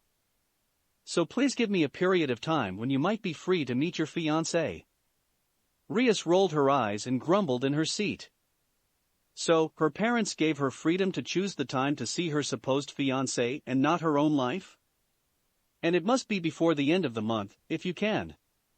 Graphia added. Rias thought for a moment before she said loud enough for the maid to hear. "Fine, I will see him next Monday, after classes. It feels it's like a good time to do it." "Very well. I hope this does not intrude on your day." Rias shook her head and gave a small smile to the woman that she looked up to as her sister figure before leaning forward to deactivate the communication magic circle. "Don't worry about it, Graphia. It's always a pleasure to talk to you. I'll see you soon." And with that, the hologram of the silver-haired maid disappeared and Rias was left sitting in an uncomfortable silence in the room. She didn't want to let her life be decided for her now that she had had the chance to make it. So, her mind started to turn as she tried to figure out the best way to get herself out of this current situation. It seemed she had no choice but to make that decision. Break. Another peaceful week had passed, and another night of training by himself. Naruto returned to his house with some bandages on his cheeks and forehead. Since Yuumi had decided to crash in Kaniko's place for the night, Naruto did not have her to heal him. His teachers had also been extra hard on him as well, forcing his body to its limit as they had wanted him to successfully perform a number of techniques before they moved on to the more advanced lessons. His body was hurt all over, but he had no complaint because Naruto could feel that he had become a lot stronger than before. With Set starting to realize that he had no money to pay him, the blonde had no choice but to summon a different champion tomorrow to train with, though he had no idea who should it be, since they all had a strict schedule and it's not like he could summon them whenever he wanted. How about you summon me next, summoner? You know you want me. Who said that? Naruto asked in surprise when he heard that feminine and flirtatious voice, standing in front of his house and looking around to see if anyone was around. Hello?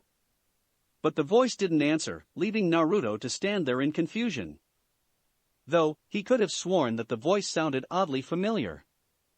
Shrugging, Naruto headed into his house. His mother seemed to have taken Asia out shopping, while his father had a meeting to attend to at his company, leaving Naruto alone at home, which he was grateful for because he needed some time for his wounds to fully heal, or else his family in Asia would get really worried, and he would have to explain to his parents how he got them. After eating dinner that his mother had left for him, Naruto then went to his room to change.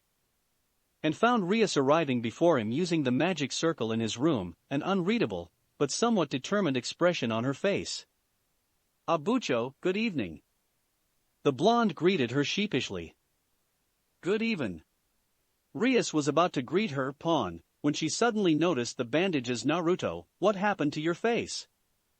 She asked in concern, walking closer to Naruto to put her hands gently on his cheeks. I hurt myself while doing my own training, that's all. Naruto told her honestly, seeing no reason to lie to his master. Rias then started healing him with a healing spell and her own demonic power. Better? Rias asked as she took her hands back after a moment, smiling at her, pawn, as he took the bandages off of his forehead. For sure. Naruto smiled at her as he put his backpack down his table before turning around to look at Rias. So is there anything I can help you with, Bucho? Rias approached him as soon as he had asked her that, making Naruto lean back out of instinct because of the sudden closeness of the two of them. Interesting.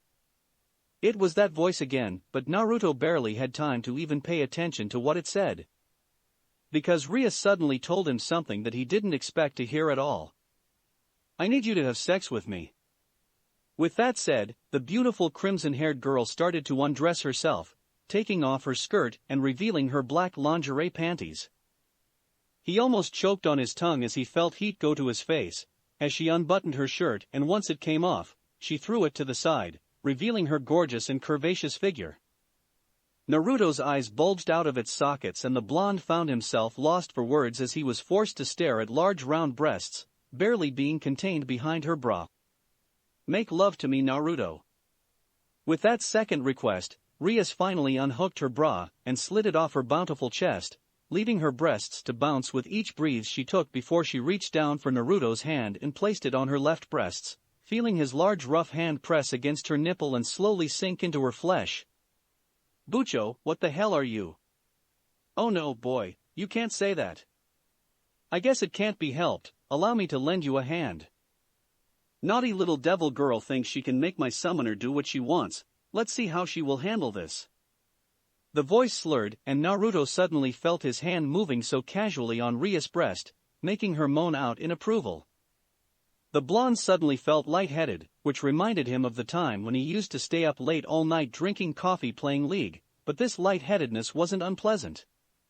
For some reason, it felt right. Naruto felt strong, but more importantly, he felt confident. Not that he had never lost confidence in himself, years of being stuck in bronze had given him a skin so thick not even the worst flames could bring him down, but the kind of confidence he was feeling was different. It made him look at Rias and the world itself around him differently. Your power also works this way, now this is interesting. Nonetheless, have fun, summoner. Can I have a kiss first, Bucho? Oh sure, whatever you. Since she had gotten this far, asking him to help her with something that he would be very uncomfortable with no less, a kiss should be the least of what she would have to give him as rewards in return. But when their lips met, Rias found herself widening her eyes in surprise. She had intended to give him a kiss on the cheek first, to give herself enough time to prepare herself to give Naruto her first kiss as well as her first time, but the blonde had turned his head at the last second and met her lips in a proper kiss. Rias was surprised by his action, and did not give enough resistance when his tongue pushed into her mouth, ravaging hers mercilessly as his hand greedily but skillfully groped at her breast, stimulating her nerves and making her lean forward even closer to him, rubbing her smaller but voluptuous body against his tall and well-defined muscular form. After a moment, as he pulled back, not noticing a thin pink mist moving from his mouth over to Rias, who was left with a feeling of loss, leading her to moan out in disappointment while looking up at Naruto, whose eyes were now yellow with pupils slit like that of a cat instead of the normal cerulean blue. "Naruto!" Rias uttered as she looked up at his handsome, smugly smiling face, suddenly finding him so irresistible. Her neutral but somewhat determined expression from before had been swapped to that of passion and arousal, which clouded the rational thought in her mind and stopped her from seeing that her pawn was completely out of character. "Such a good little master you are, Rias Gremory-chan."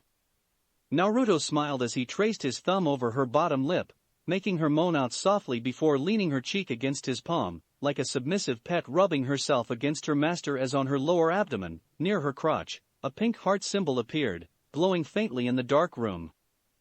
"Allow me to return your affection, Rias." That's it for this reading. Hit like and subscribe for a free ticket pass going to the different worlds of anime fanfictions. Looking forward to having you on board again.